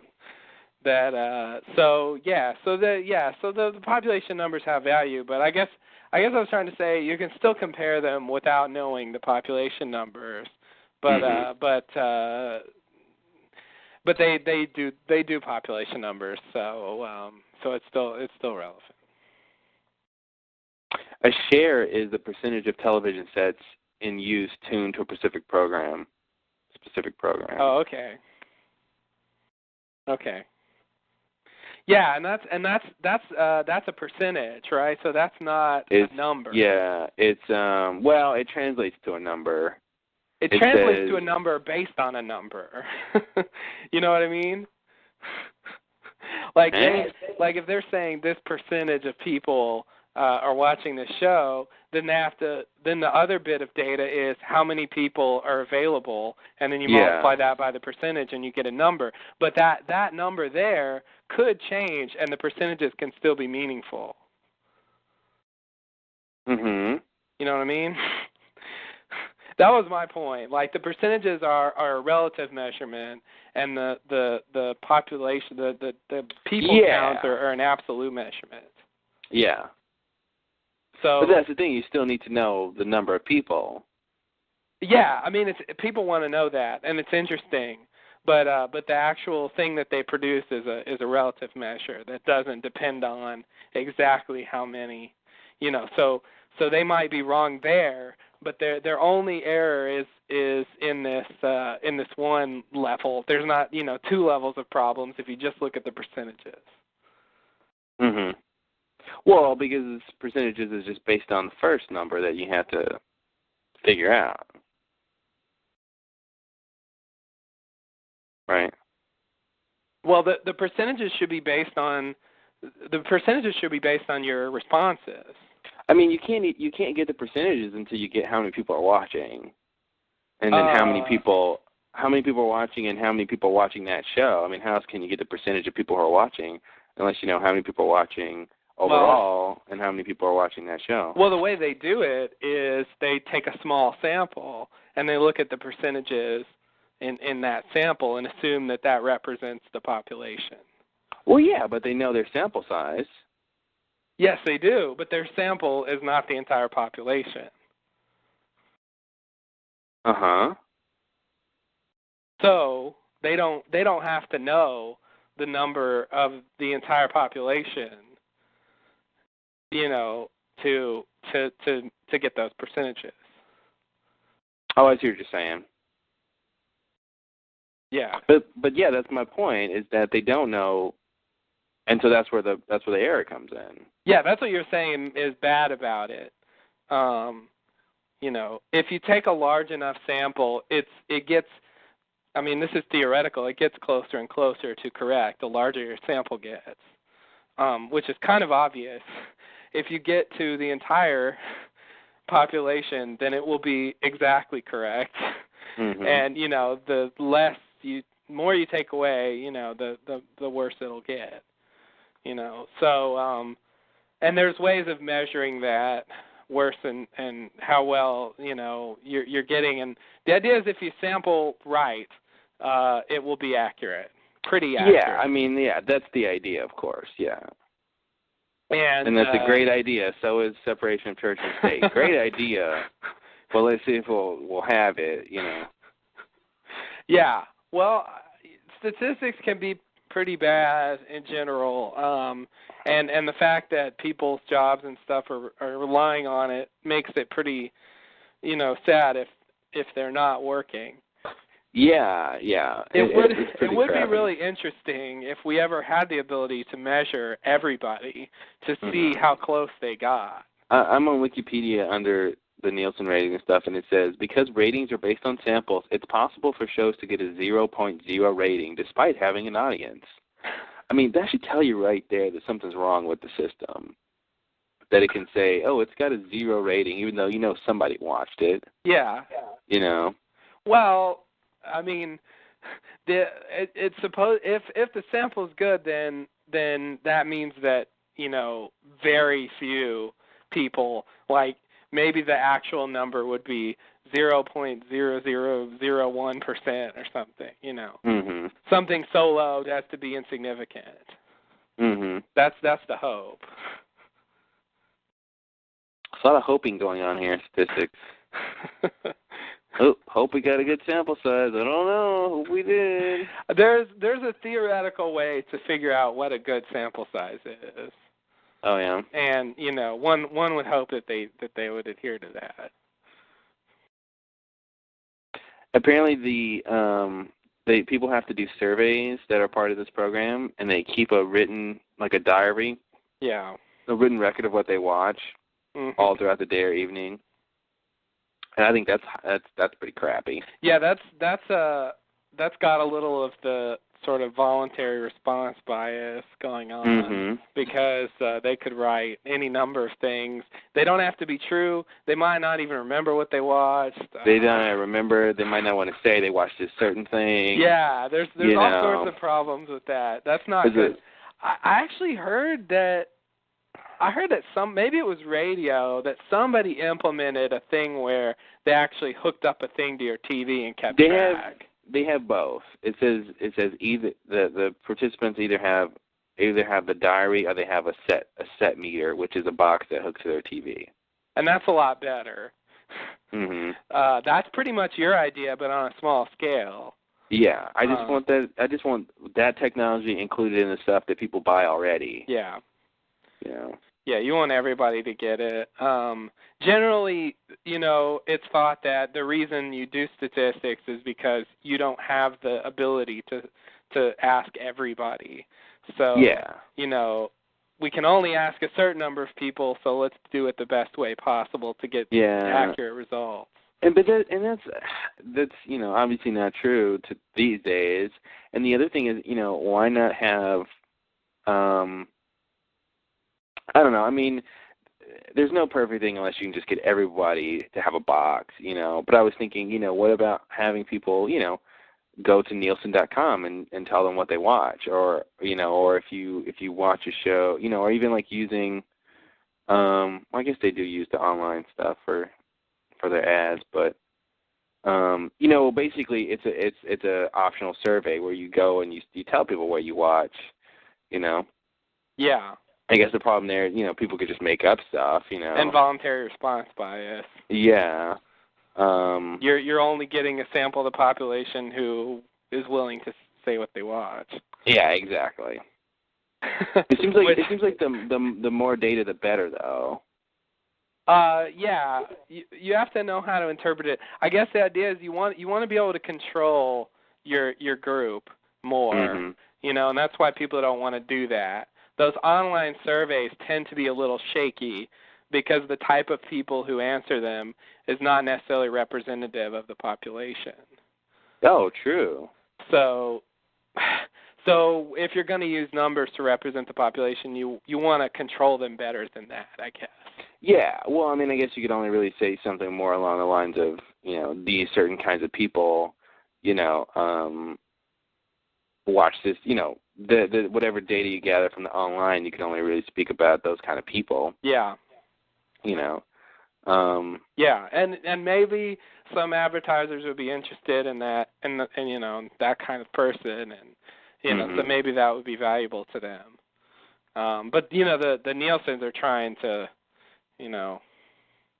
get everybody, and they break down obviously, into different age groups and men and women and all that other stuff. So. It seems like if, say for instance, the average person who fills out an online survey or would do that is, a male 18 to 25 or something, and during the survey we found out that they watched this particular show, and it seems like you could take that and add it to the data you have about that you got collected in your other way about males 18 to 25 who watch this show. Seems like you could, but I'm not a statistician, so. Yeah, I think there's a problem with mixing data acquired in different ways. I think generally you don't want to do that. Why not?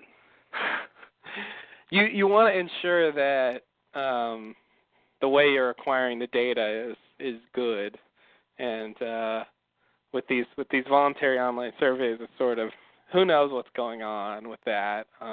Could someone do it more than once? Hey, everything has a margin of error, so you just factor it in. I think if we could measure everybody, that would be great.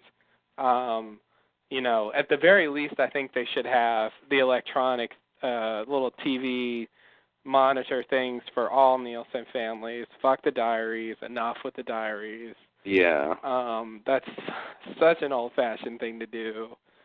At the very least, they should do that. And I don't know if we get a chance to collect numbers some way. It would be interesting to compare them. Yeah. What do you mean? Ratings. Oh, yeah. And see. No, and I think we'll find out that they've been horribly wrong over the past 50 years. I totally think there's going to be some sort of, or I don't know. I would just say I wouldn't be surprised if there's some sort of unforeseen thing that, oh wow, so this correlates with this thing, which produces this result we didn't expect. Oh. So Lost really did have good ratings entire season 3. It was the #1 show. Who knew? Yeah, I would suspect that it's not wildly wrong, but that there's probably, I think it probably gets if it says a shitload of people watch American Idol, it's correct. But there's probably in the finer points, I'd say it might be wrong. 10, 11, and 12, and they got, a 6.1 and a 6.2 or, something like that. Maybe those are off. That's the kind of thing I would expect. I feel like the broad strokes, if they say a show's doing bad, it probably is. And if they say a show's doing great, it probably is. We'll see. I'm confident enough in that. I don't think they're that off. You have a lot of faith in Nielsen. Do you work for them by any chance? Nielsen is a good, privately funded research group. It's been in operation for many years. We trust their data, and I guess I just feel like their methods are good enough for rough estimates. Oh, my methods are good enough for rough estimates. What are your methods? Much. Calling people on the phone and asking what they watch. Oh, okay. Let's get a phone book and randomly dial numbers. Okay. Interesting method. That's all I got. Okay. Fair enough. I think some reform would be nice. Maybe the technology needs to move a little further before it's feasible to completely overhaul everything. But I think it's worth rethinking. Like many things.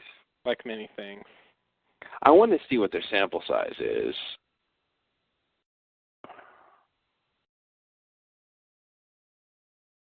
I just want to know how many people that they have on their little payroll.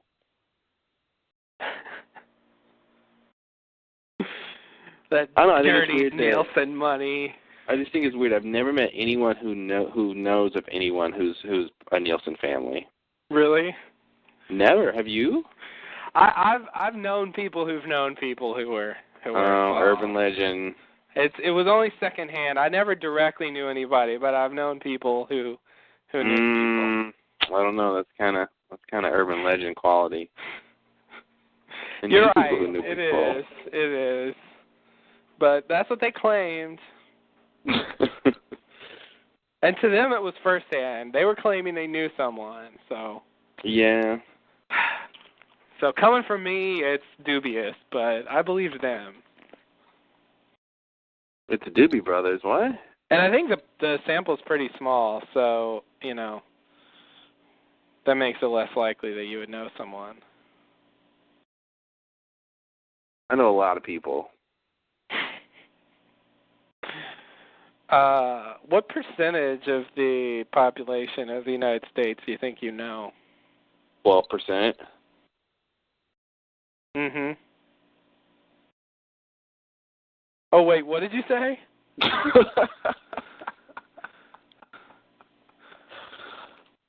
What did you think I said? I thought you said what percent? Mm-hmm. And I'm like, yeah, that's what I'm asking. What did you actually say? Did you say 1%? I said 12%. Oh, 12%. Okay.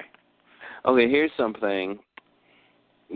National sample expansion. I'm reading this thing from Nielsen. I think. Apparently, this looks like there's about 5,100 homes, and they're trying to expand it to 10,000. That's a very small sample size compared to the population.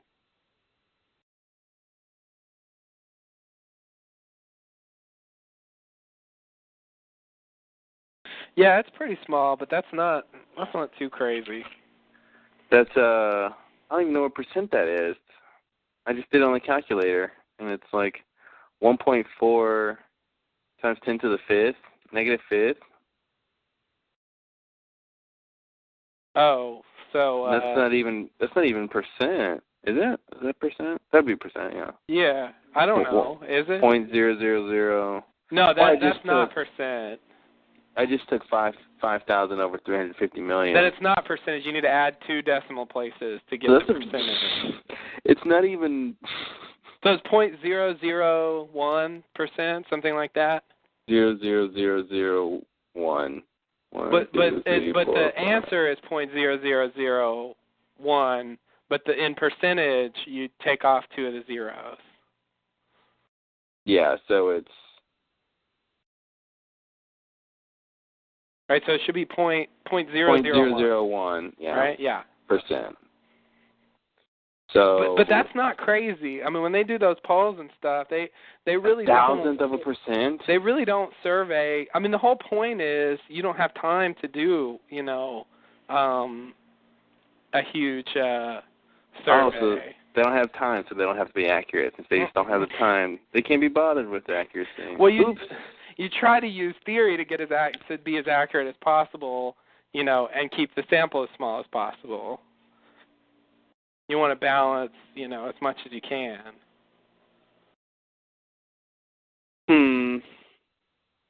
5,000 does seem pretty small, but at least they're talking about expanding it. Yeah, they were talking about expanding it.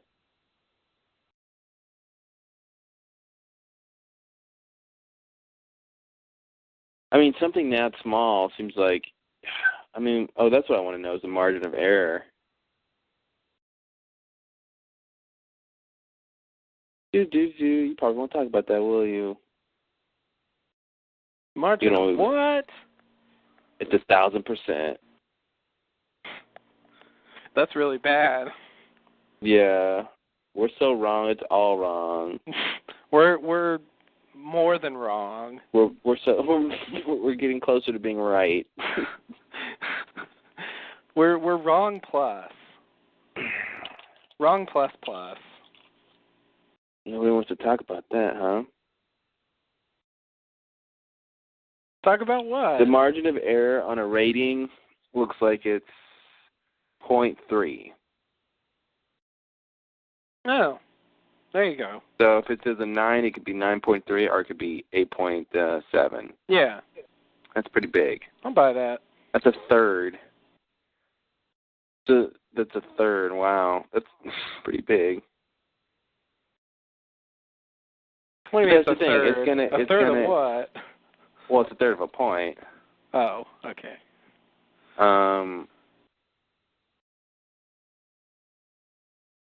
That's the thing. They're really going after the broad strokes, obviously. Yeah. It just sucks when I feel like the people behind everything, the advertising companies and the networks and studios, they're not canceling shows. Oh, well, we should maybe cancel this. It's the broad stroke cancel. When they cancel it, it's really canceled. Yeah. When you get put out of work because 10,000, 5,000 people said they watched this thing, it just kind of sucks. But I think in a lot of cases of cancellation, that 0.3 wouldn't save them. Mm-hmm. If their ratings are so bad, the 0.3 doesn't matter. Yeah. But it might have saved a couple people. It just depends. It depends on, there's a lot of factors that goes into saving a show. If a show is getting bad ratings, what was I going to say? If the show is, I was going to say, a show can have, lower ratings but have a higher demographic, of a certain kind of people. Yeah. Affluent people, and so they can have lower numbers, but they still make money for advertisers. Yeah. Which makes money for the network, which keeps it on the air, even though it has a low rating. Right. Which I don't think ties into my previous point about the margin of error, but maybe it does. If you can find it, then you win. I've heard that was one of the lost thing. Like, well, we're still high in the demo we want, and that's what counts. A lot of the advertisers don't look at the general numbers. They look at who they want to sell to, and that's what they really care about. Mhm. So if they're getting good numbers and the demos that the advertisers want, then they're okay. Look at this. I'm on this guy's blog, and he's talking about this New York Times article, and it says apparently omitting the margin of error is not new. It says, quote, over the past 25 years, only 2 of the 3,124 archived articles that mention Nielsen and, quote, ratings included a reference to the margin of error. Interesting. This says every Monday a New York Times ranking of the top 10 primetime broadcast TVs uses a Nielsen rating that indicates how many blah, blah, blah. On March 26th of this year, 60 Minutes ranked number 8 with a 9.2 Nielsen rating, and each rating point represents 1.1 million homes. With a margin of error of 0.3 rating point, There was no statistically significant difference between the rating of 60 Minutes and any of the other 3 programs above it in the ranking, or either of the 2 below it. With no mention of the margin of error, however, the Times readers were left to believe the rankings really meant something. Yeah. Which I think, you can argue goes into, it's sort of a cyclical thing. I mean, this is the #1 show, let me go watch it. Mhm. I know a lot of people do that. Yeah, they do. People want to watch what people are talking about. So, and there's another example too of how bad that this whole system is. But that's kind of what I was thinking is the finer points of, shows at number 8 and number 9 might not be that different. That sounds reasonable to me. But if you're number 1, a lot of people watched. Mhm. I don't think they're that wrong. I think they're wrong like that. So yeah, if you're number 10 and they're saying you're not statistically significantly different, from number 5, then that sucks. Yeah. Because it feels like you're a lot worse. But in terms of the statistics, you're not. But nobody wants to hear that. They see on the list you're number 10. You're number 10. That's it. Mhm. So that really sucks. I agree. Because I don't think, even if you explained it, I don't think anyone would really appreciate that. Yeah, no. They like the top 10 list, and that and they believe exactly. the order of the list has meaning. Yeah, and it sucks. That's what we're calling for, a boycott of TV. All right. A boycott? Boycott? Boy Scout? Boycott. Oh, okay. I want to see a list of the Nielsen ratings. This is June 17th. That was yesterday. Feels like we're doing an expose.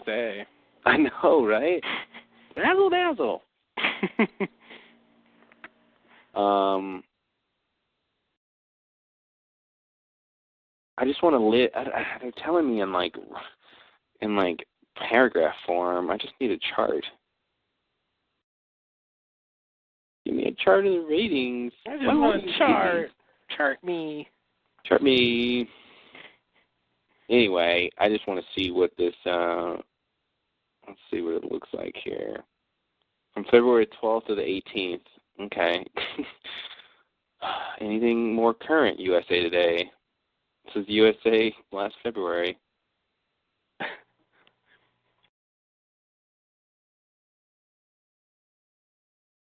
And this chart doesn't even give me the ratings. Oh, you're so silly.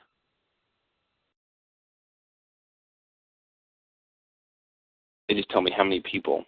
But I guess I could convert back to the thing, but oh well. All right, here we go. You ready? Mhm. Do you know what you're ready for? No. Okay. But I'm ready. Okay. You're ready. I'm ready. I'm ready, Mama. Ugh. What? The little Nothing. baby's ready. Yeah, okay. What's wrong with the baby being ready? Nothing. I don't know what I was thinking. Why did I say that? Ready babies make the heart grow fonder. That's right.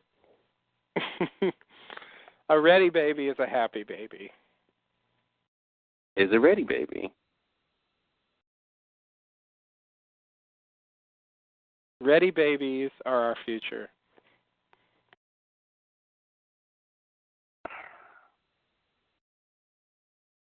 Ready babies are our future. Peace and world, and let them be ready. Just a few thoughts for you to take home with you.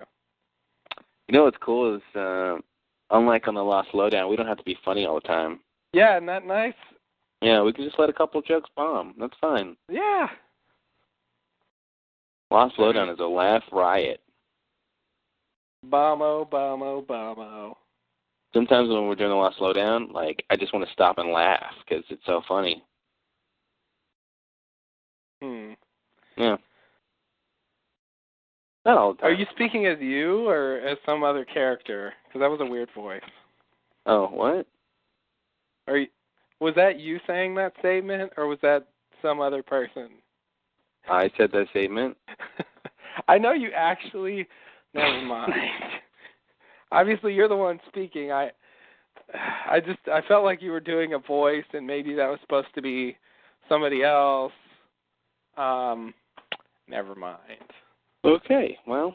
Yeah, this is a freewheeling podcast, but I bomb on Lost Lowdown all the time, so I don't think anything's different for me. The voice was the voice of sarcasm. Oh, okay. Were you intentionally deceiving? Did you not know what I was talking about, or did you? And I knew what you were talking about. You were fucking with me. God damn it. Of course, I always know what you're talking about. I can't tell the difference. Sometimes you really don't. Yeah, that's true. That's true. And so then that comes up, and I think you're serious. I think you're serious. Ah. All right, man. I'm trying to open this thing. Okay, here we go. Sorry. Okay, this is just filler. Yeah. Yeah, you're right. That's sad. This is filler. Man, this isn't right. Okay, yeah, here we go. Yeah, so when are we doing that next last? Oh, sorry. We gotta move on. Here we go.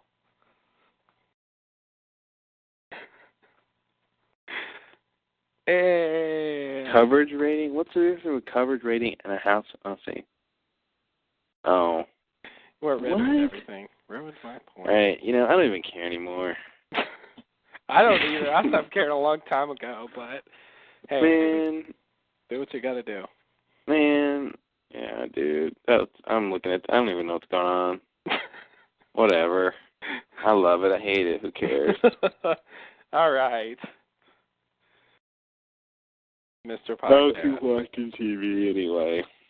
I'm sleepy. That's what Nielsen does to you. It wears you down so you don't care anymore and you have to love it. Exactly. Well, this has been a 2-hour podcast.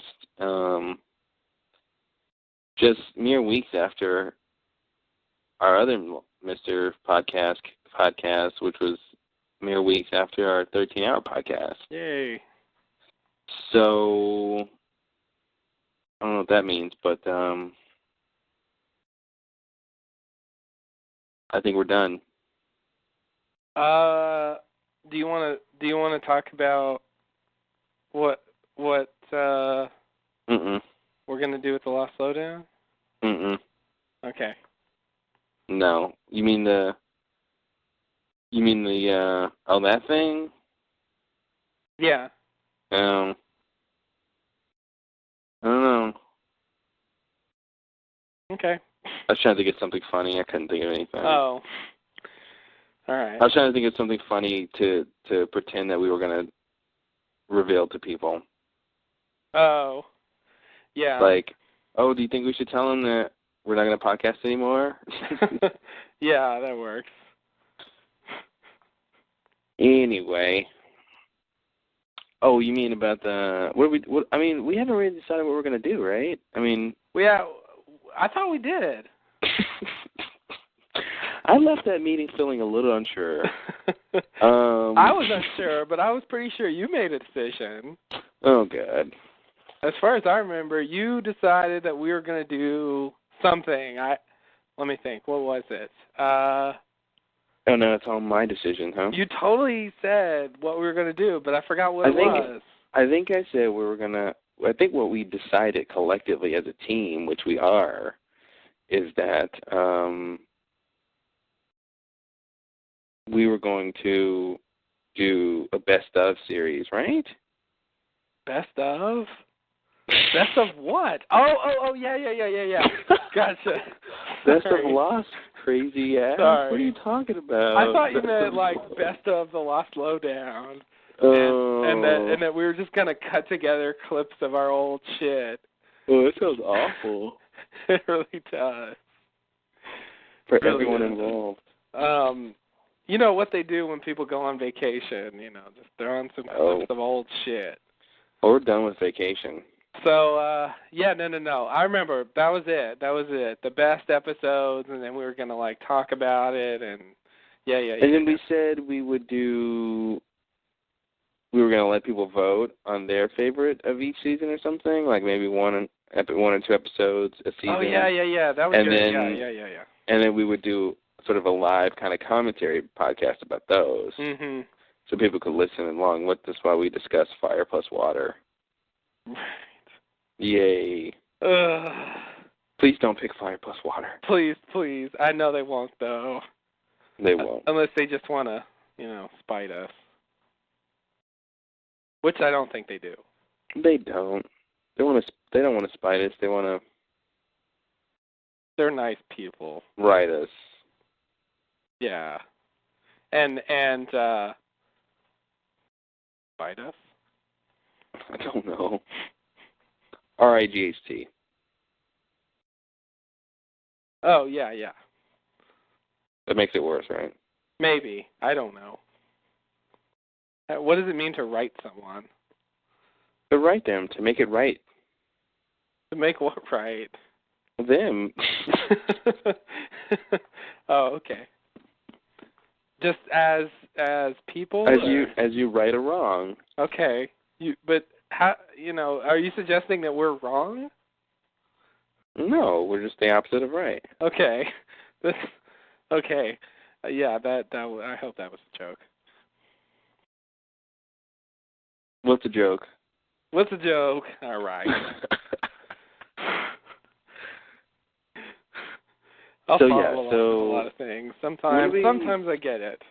Yeah, well, occasionally. Sometimes I lower it just enough for you to get. I'm like, okay, he'll get this one. Oh, you didn't have to do that. It's like the little kid reaching for the cookies. All right, I'll lower him. I'll give him a cookie. Didn't have to put it like that, but all right. I'll take the canister from top of the fridge and I'll put it on the countertop.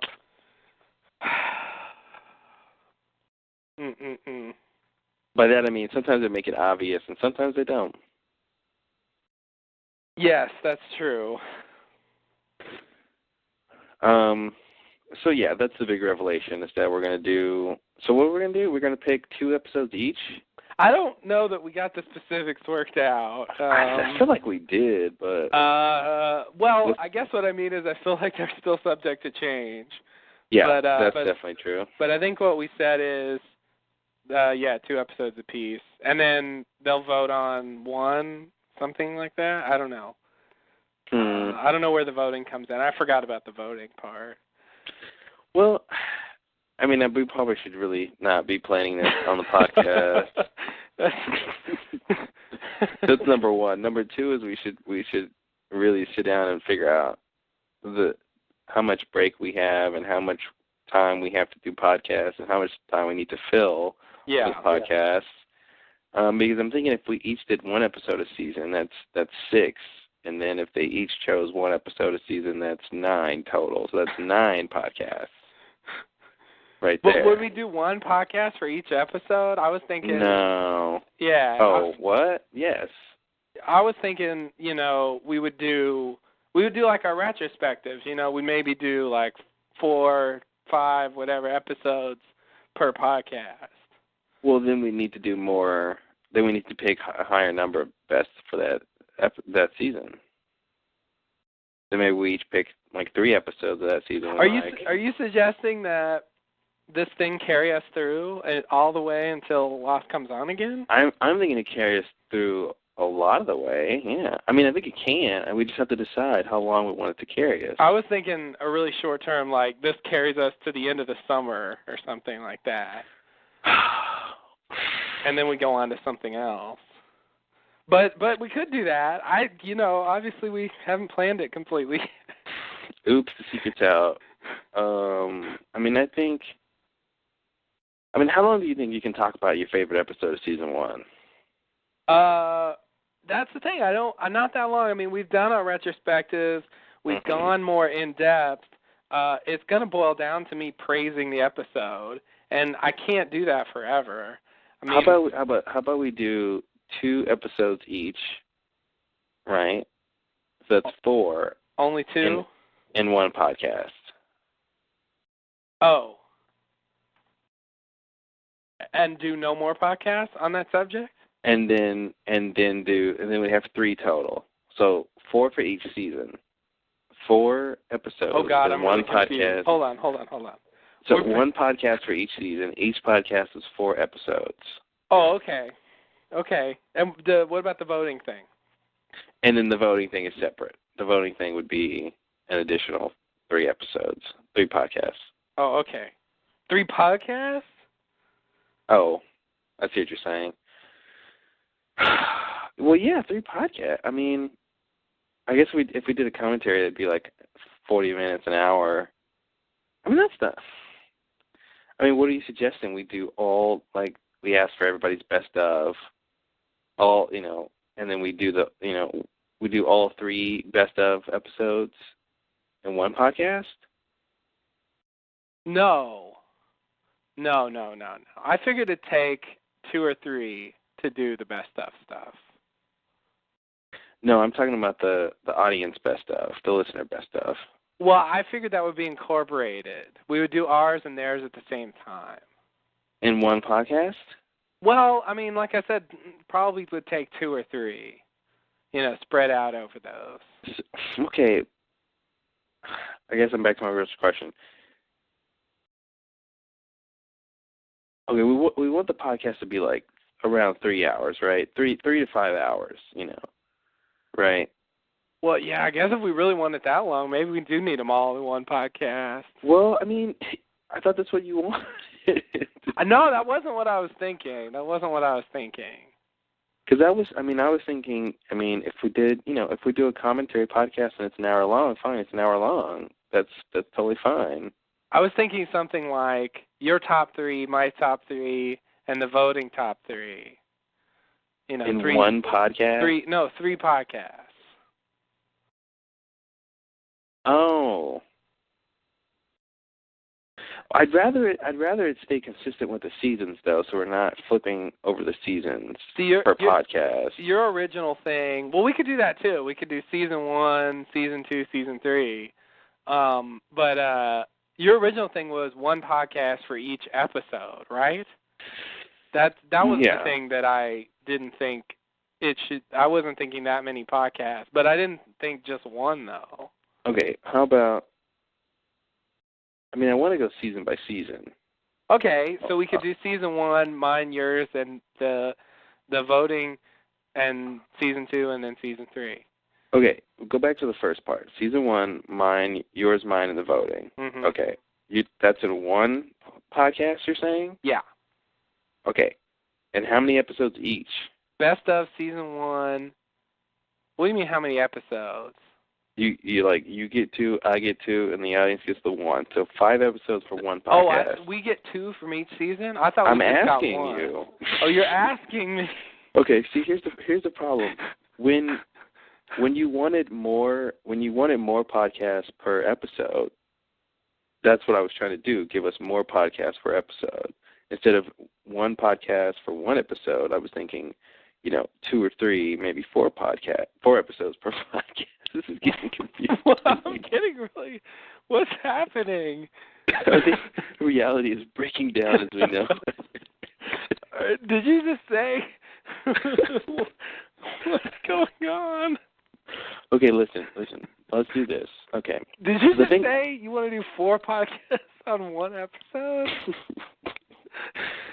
I said it and I meant it. Okay. This is what I think we should do. Okay. I don't really string them along. We do one. Yeah, right. You already said you like her hair. You said that last podcast. Shut up. Okay, so the point is, we do. Okay. I think we should do. Okay, I think if we talked about an episode, I think we could spend. Okay, well, here's the question. Let's go. We really should be podcasting.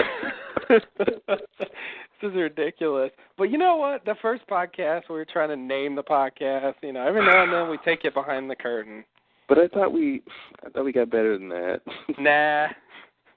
That was a novice mistake. professionals now. Oh, okay. Okay, no, here's the deal. Temporary regression. What are you going to do? Here's the question. Do you want to go scene by scene for these episodes or not? I hadn't even thought about it. I guess That's a very important question. In my mind, I was thinking no, but maybe we should. It'll string it out more if we do.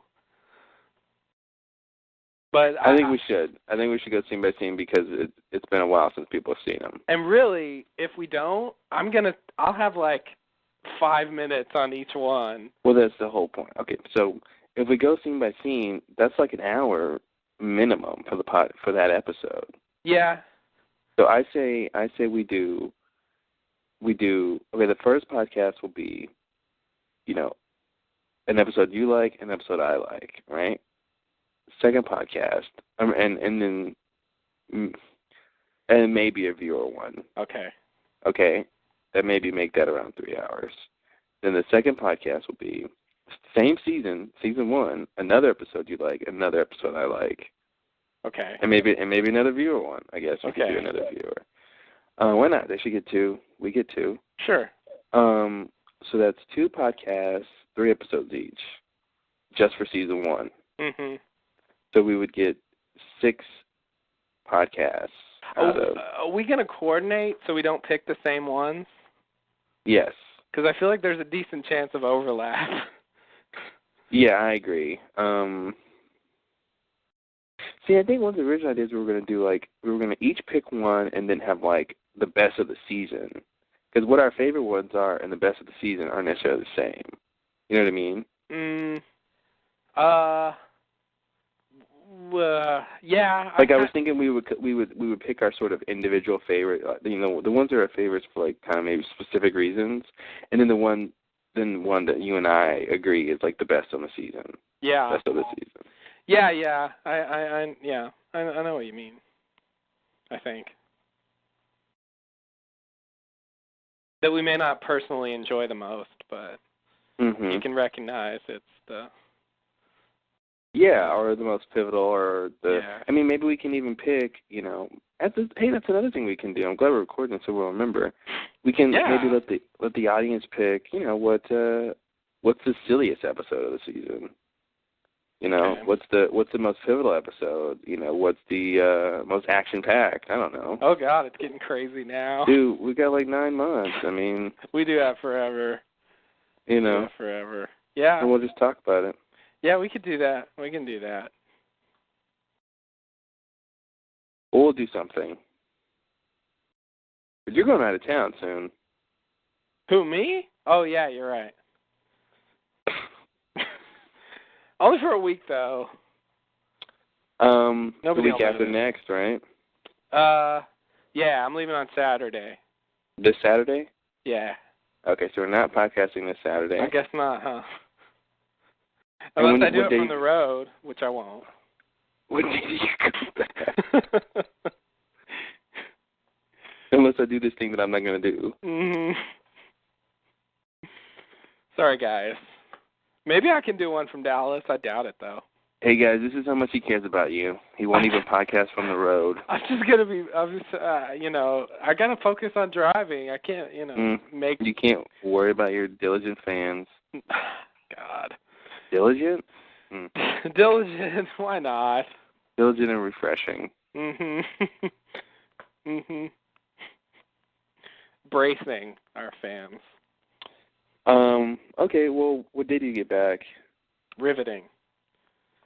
A week, I guess the Monday after that. Not the Monday after that, but...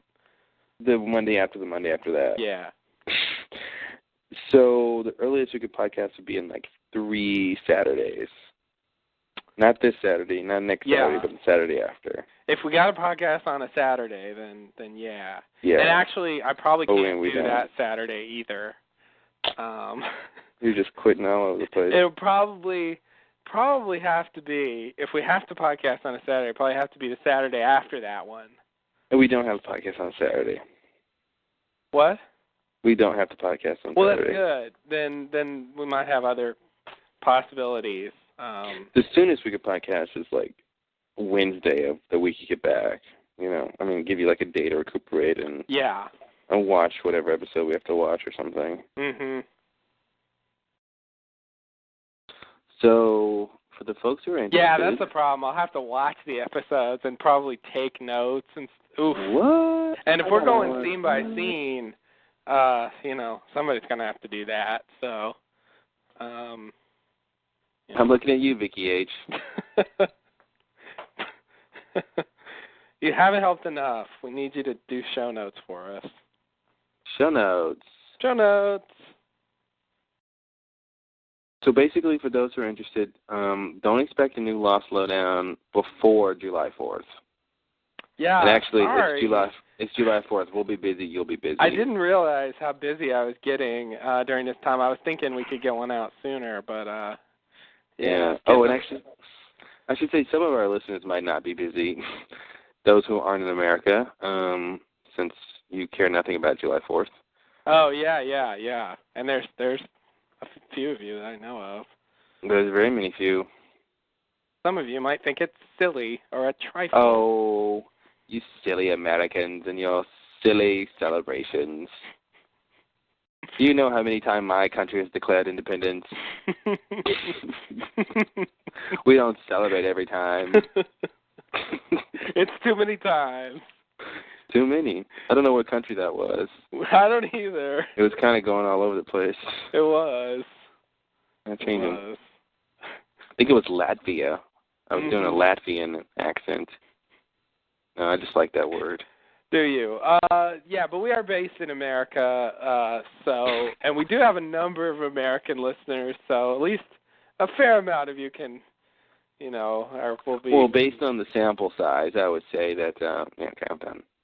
Yeah, but so it's reasonable, and, whatever, I won't be doing much on the day itself, but around that time. I'm going to be shooting British people. Wow. That's, just like Abraham Lincoln did. You're a real patriot, sir. Abraham Lincoln and, what's his name? Benedict Arnold. Yes, thank you. George Washington Carver, too. Mm-hmm. Yeah. Oh, that guy. He didn't stop. Yeah. John Hancock. Yeah, hey, dude, don't even get me started. That guy signed the shit out of his name. Mm-hmm. He signed his name so much, a signature was named after him.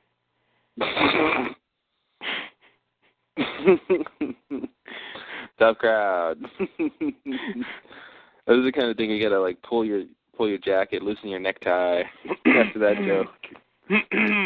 Yeah. It's almost like Rodney Dangerfield style. Yeah. What's the deal with that? Mhm. Yeah, no, it was whatever. It was half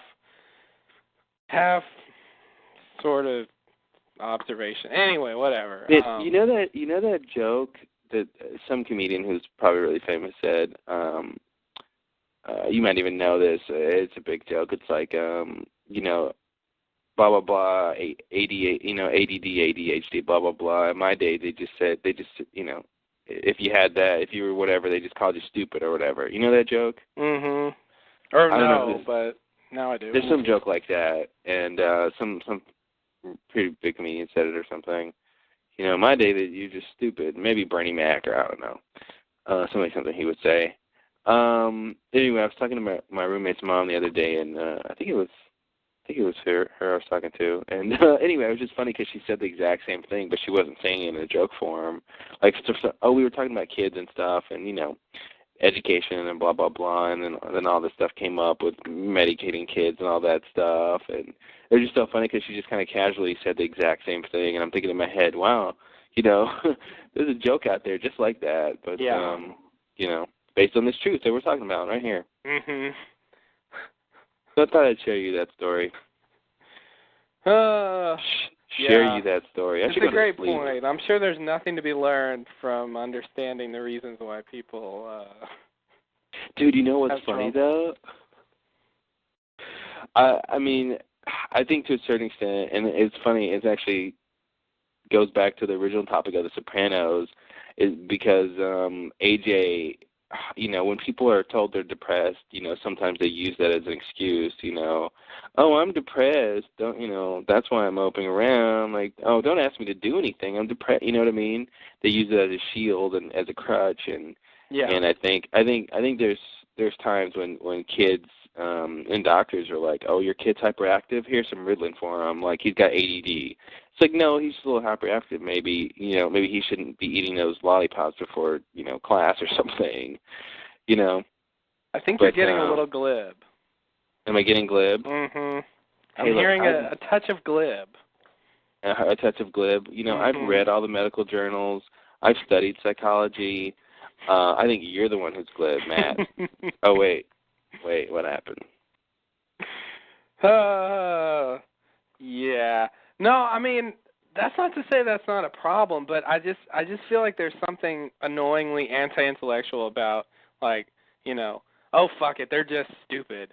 Like, I think sometimes those things are worth, they, when correctly diagnosed and applied, they can actually be beneficial to understand why someone's having trouble learning or whatever, that we shouldn't just abandon and say, well, they're just stupid, who cares? Of course. Let's not even try to help them. But I think there's been a backlash, and it seems like at least a lot of people seem to think it's sort of gone overboard. Oh, here's it's almost like a semantic. It's now that this has a name, people know. Oh, I've got this thing because I hear about it all the time. Yeah. That's it's a proven fact that happens. A lot with people. Anytime some new disease comes, is at the forefront or some outbreak somewhere that's not even, in America or wherever, doctors get people coming in saying, I've got this thing. I've got the bird flu. Yeah, I've got the bird flu. And it's like, well, blah, blah, blah. This thing you have, sir, isn't even transmittable to humans. And SARS. So, yeah, exactly. It's like, sir, you're dead. You can't get SARS.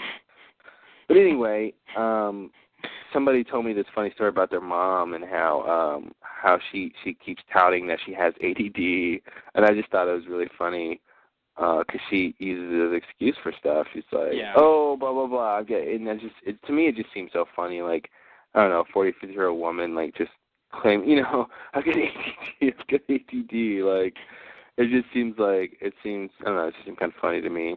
Yeah. To see her character running around using that as an excuse for stuff, and plus it's not something you usually associate with adults anyway, so. Yeah. No, I agree. And that's a problem. And that's, that's just the way people are, I guess. They, if you hear about something, if it can work in your favor, you might use it. Or, your neuroticness might lead you to believe you have something, if you hear about it, and you're inclined to that sort of thing.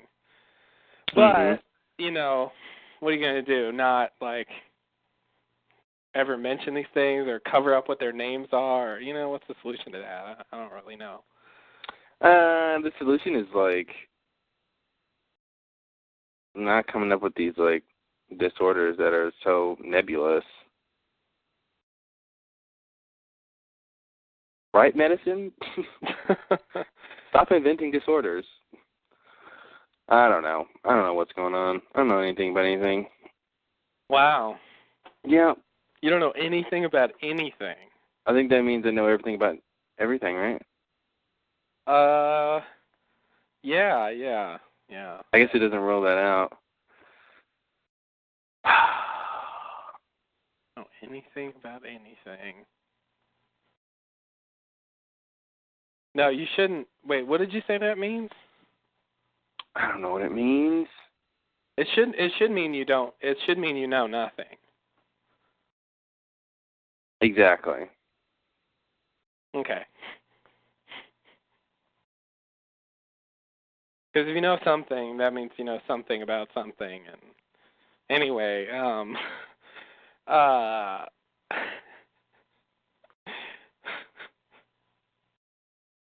oh dear. I'm reading about ADD. Oh no. Oh no.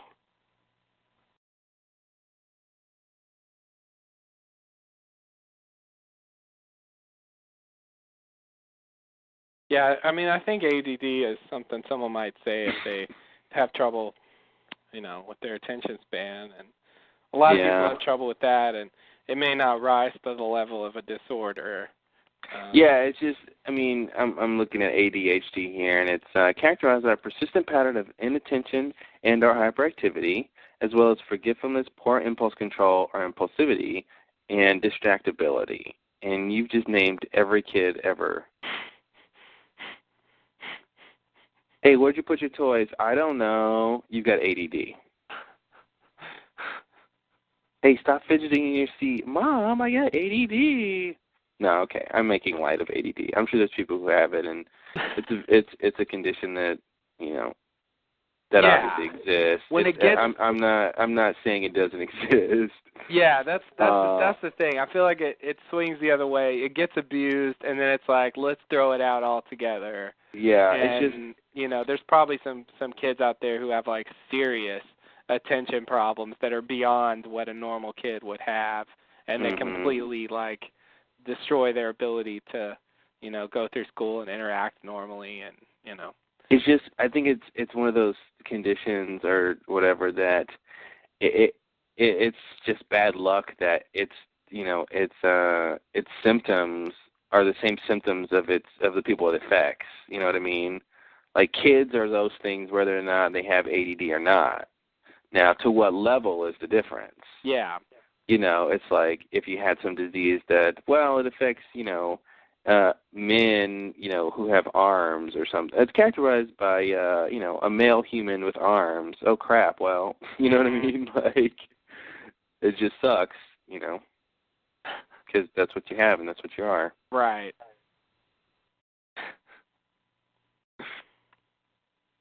Yeah, it's almost like, this disease that affects people with cataracts, and the symptoms are you have cataracts.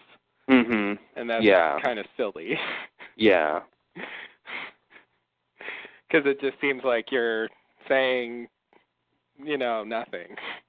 Exactly. You're not really, But yeah, I think it's supposed to be to an extreme where it truly is abnormal.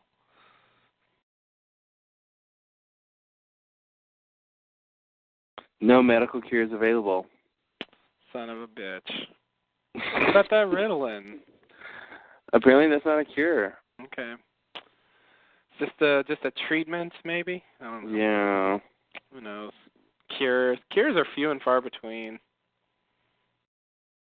All right, well, I don't know why I said that. Was that an indictment of the medical industry? Maybe. That's what it seems like. Hey, you there, medicine. When's the last time I seen a real, honest-to-goodness cure? Yeah.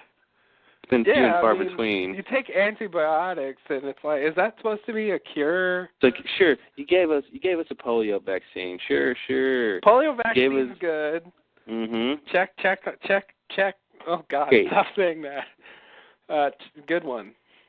Yeah, check that one. What are you trying to say? Yeah, I was trying to somehow say, put a check in the good column for that one. Oh, then I just kept saying check. I got stuck in an infinite loop. Oh, God. Yeah, that's why brains are awesome, because they suck. Yeah, I couldn't complete the sentence, so I had to keep saying check. Oh, God. Luckily, I was able to stop. Luckily. Yeah, no, that's a good one. Polio was good. Penicillin was great originally. The thing that's weird about antibiotics to me is the whole idea of it just sort of teaching you how to fight it. We'll put in a weakened form of the stuff. Oh, you mean a vaccine? Is that vaccine? Yeah, that's what a not vaccine antibiotics. is. Okay. No. That's a vaccine. A vaccine is basically. No, I feel silly. Well, don't feel silly. We're among friends. A vaccine is a small portion of the actual virus. Okay, yeah. Yeah, and then your body produces antibodies, to fight it, and then kills it off successfully. And so next time, if you get exposed to that, it needs to be that particular strain, pretty much. Strain, I should say. Then, of course, your body already has the antibodies to fight it. Yeah. It's just such That's a what's strange weird, thing. yeah. It's not like it kills it. It just sort of teaches your body how to do it. Yeah. By showing you what the thing looks like. Mhm. Oh, that's a crazy idea. It's like, here, let me infect you with this thing that'll be the best in the long run. Yeah. Yeah, yeah. And I mean, I guess that's, that's the way you develop those things, by being exposed to them. But, yeah, I mean, it's really just a product of how the body fights off infection. It can't really fight off something it doesn't really know. I mean, that's kind of the flaw, is that, oh no, what's this thing? We've never encountered it, so we're not very effective at fighting it off. So it's kind of nice that medicine has figured out how to, use the body, they have to play on the playing field that they're given, kind of thing. But yeah, that's different than antibiotics, which actually fight the actual infection. I thought they did, but then I got vaccine crossed with them, and because I'm like, I thought penicillin really did fight infection, but maybe not. I don't know. Because then I had that thing about vaccines in my head, and I didn't realize that there was another word for that. And oh God, yeah, because I really did think it actually did something. We believe you. What? I said we believe you. Oh, good. So yeah, penicillin is good as far as actually fighting something. It kind of sucks when they develop tolerances and stuff, but and you can't take too much of it. But people, this is why you shouldn't get antibiotics unless you really, really need them, because these viruses and these bacteria, they adapt, man. They really do adapt. Yeah, which is good for them. But yeah, great for them that we can't kill them off. But yeah, it's pretty crazy. Yeah, it is. It is.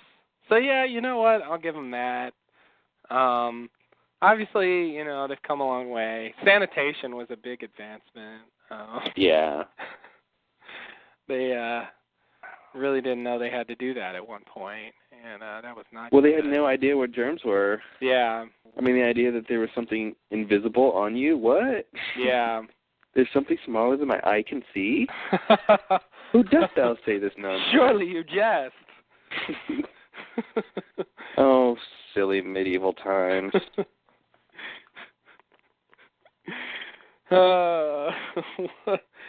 Yeah, no, that's yeah, that was a big, nice paradigm shift for the medical community, which was pretty bad before that. I think that's where it really got going.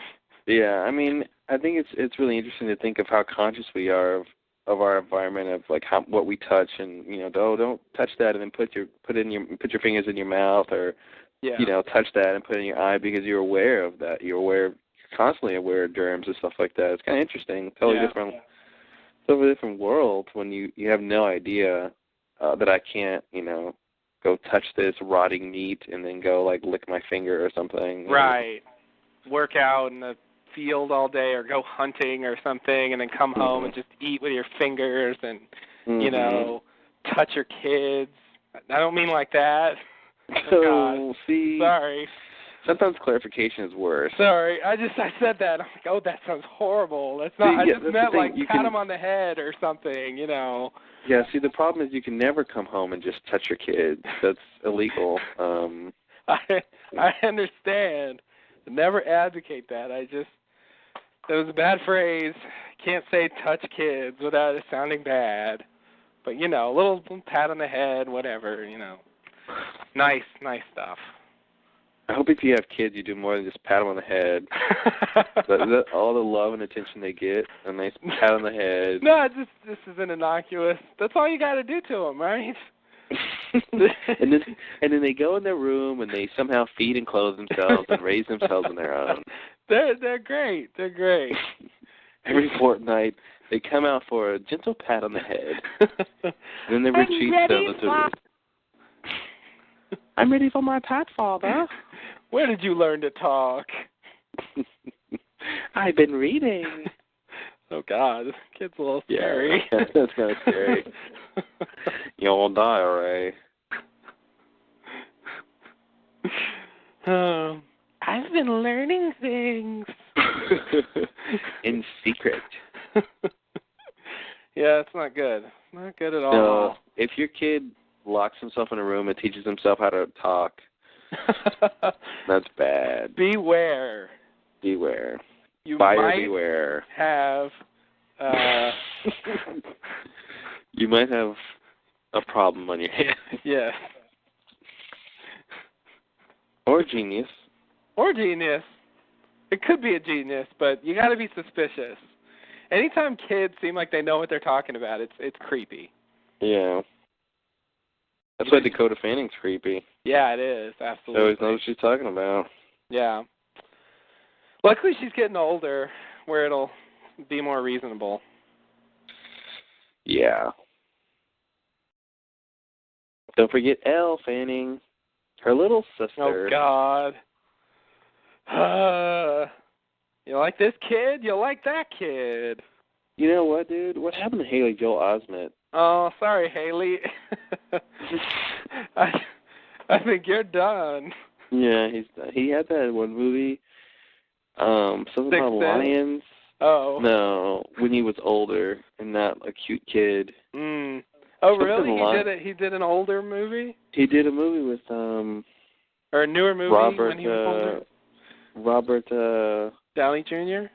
De Niro? No, old guy. Duvall. Duvall. Yeah, he did a movie with him called, like, Pride of Lions or Lion Pride or something about lions and pride. You know, some sort of double meaning for pride. Of course. Of course. How can you not do that? You have to. Anyway, it looked awful. Sounds awful. But, yeah. With old Haley, huh? Old Haley. Wow. Yeah, you know, he was great as a kid actor. I don't know that anybody wants to see him now. Maybe he can pull off a Jodie Foster kind of thing. Mhm. Or even Ron Howard, become a director. Yeah. Jodie Foster was older though. He was pretty young. He was like Dakota's age when she started. When Jodie Foster started, she wasn't like too old. I mean, she's a taxi driver. She was about 11. Yeah, that's old, man. Is that old? You're almost a teenager. I mean, she did stuff before that, but that was that doesn't count. A bigger thing. But no, I mean, yeah, maybe he can pull that. I mean, I think if anything, it's more. I always say you have to. I think the model I use is Drew Barrymore. Oh. Yeah. You know, actually, I use her more for like, you know, Lindsay Lohan, because they have, you know, that similar thing where Drew Barrymore. I mean, she was like crazy when she was a kid. And, like, yeah. You know, she tells stories of when she was like 13 or 14 and doing crazy stuff in Hollywood. You know, at parties and places she should not have been. Yeah. And then she did all those like crazy movies, you know, the like sexual movies. Oh, before she made her like mainstream comeback. Mhm. And now she's like America's sweetheart. She's like the good girl. You know? She's America's sweetheart? I said she's like America's sweetheart. Okay. Okay. Everybody knows that Reese Witherspoon is America's sweetheart. Oh, of course. Everybody knows that. That's why I questioned. I thought the like was one of those meaningless likes where you could delete it from the sentence and it would still mean the same thing. No, I didn't think it actually was a like with content. That's a real. But that's the nice part about having a like is sometimes you can use it. You can just use it and decide when you want it to be meaningful. Mhm. And usually I'd be able to tell, but in that case, I was wrong. You were like wrong. But specifically, you were wrong. Mhm. Right. Anyway. Yeah, I don't know. So I think he needs to find some way to. I don't think the Drew Barrymore path is really what you want to do. No, or even like Christina Ricci, dude. I mean, she was doing stuff when she was a kid. Yeah, she went the indie movie route. Yeah. Which is fine. She did a bunch of movies. She's very respectable. I mean, I think she's a really good actress. I've seen her in quite a bit of things, and she's always nice to watch. Mhm. Yeah. No, I like what she did. If I don't like her movies, I at least like. You just like her for Casper. That was not one of her indie efforts. What? She was still pretty young when she did Casper, though. Yeah. That was the tail end of the Addams Family years. Mhm. Oh, I forgot about Addams Family. Yeah, that was the first time I saw her. Me too. Yeah. Everybody raved about her in that movie, in the first one in particular. Dude, she was perfect. Yeah, she was. She was very good. I think she was better than the original Wednesday. I didn't think so because I love the original people, but she was good. Yeah. I didn't like anybody better than the original people, but, I was used to them. Angelica Houston was phoning it in, dude. She was slowly phoning it in, yeah. I didn't really think, I remember being a kid watching that, I'm just like, I don't know, I didn't really think she was really putting her effort. I felt like, what's his name, Raul Julia? Yeah, Raul Julia. I felt like he was acting his butt off, trying to play that character. And maybe he just had more to do than she did as Morticia, but I don't know. I think his character is better in general. He's more dynamic. That's when I really noticed Joan Cusack too. Oh. Yeah, I guess that was the second one she was in. Who was she? She played the woman who was trying to kill who's the bald guy? Fester. Yeah, Uncle Fester. She was trying to kill him and take his money. I think I guess in the second one. So she wasn't a member of the family. No. She wasn't a member of the family. Yeah, okay. Yeah. I think that was the second one. Or maybe it was the first one. I don't even remember. It could have been the first. I mean, what was the plot of the first one? Who knows? I don't remember. Yeah. Thing lost a finger. Yeah. I remember that. Oh, wait, what? I was making a joke about the plot. Oh, okay.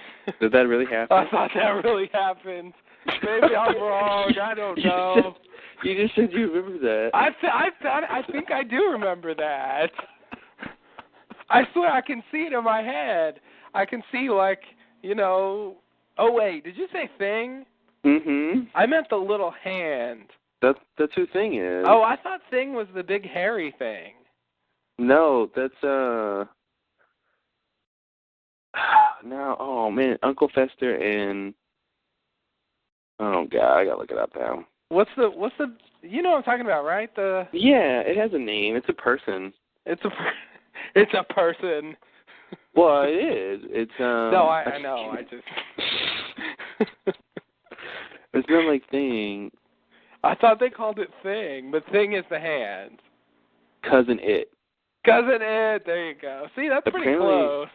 Apparently It with two T's. Really? I never knew that. I never knew that either. Wow. Two T's. Two T's, ITT. ITT. Okay. Whatever, guys. No, I swear I see this scene of Thing running and then getting into something and losing a finger. All right. Well, you asked for it. I'm looking it up. Now I don't think that happened because you just made it up, but you conjured up an image. I guess maybe I've seen a scene where somebody lost a finger and I transplanted it.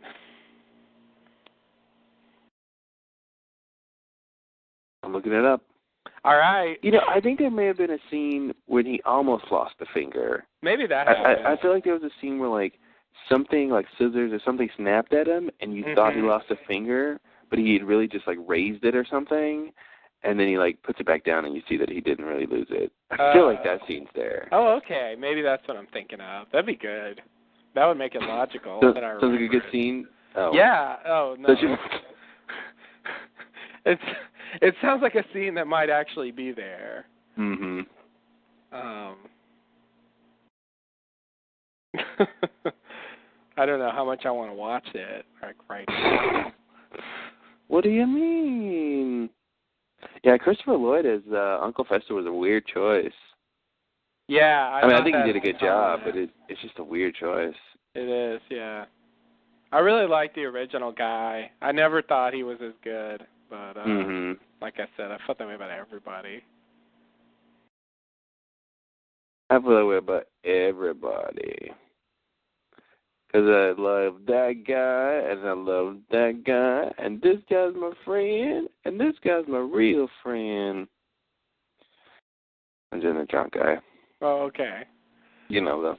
Yeah, I'm a guy who loves everybody.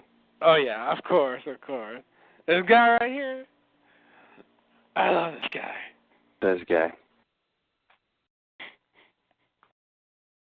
Speaking of this guy right here, we got to end this thing because it's going to end at 3 hours. Oh, yeah.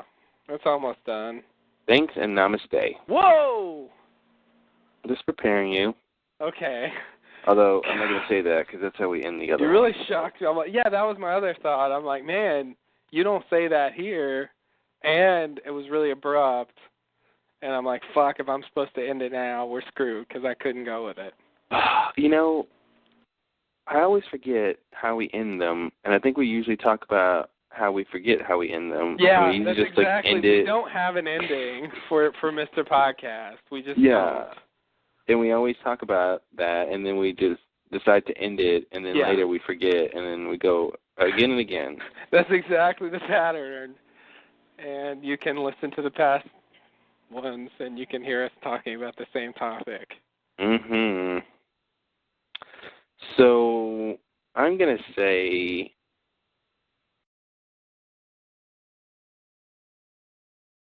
goodbye. Okay. And then you can say goodbye. See you later.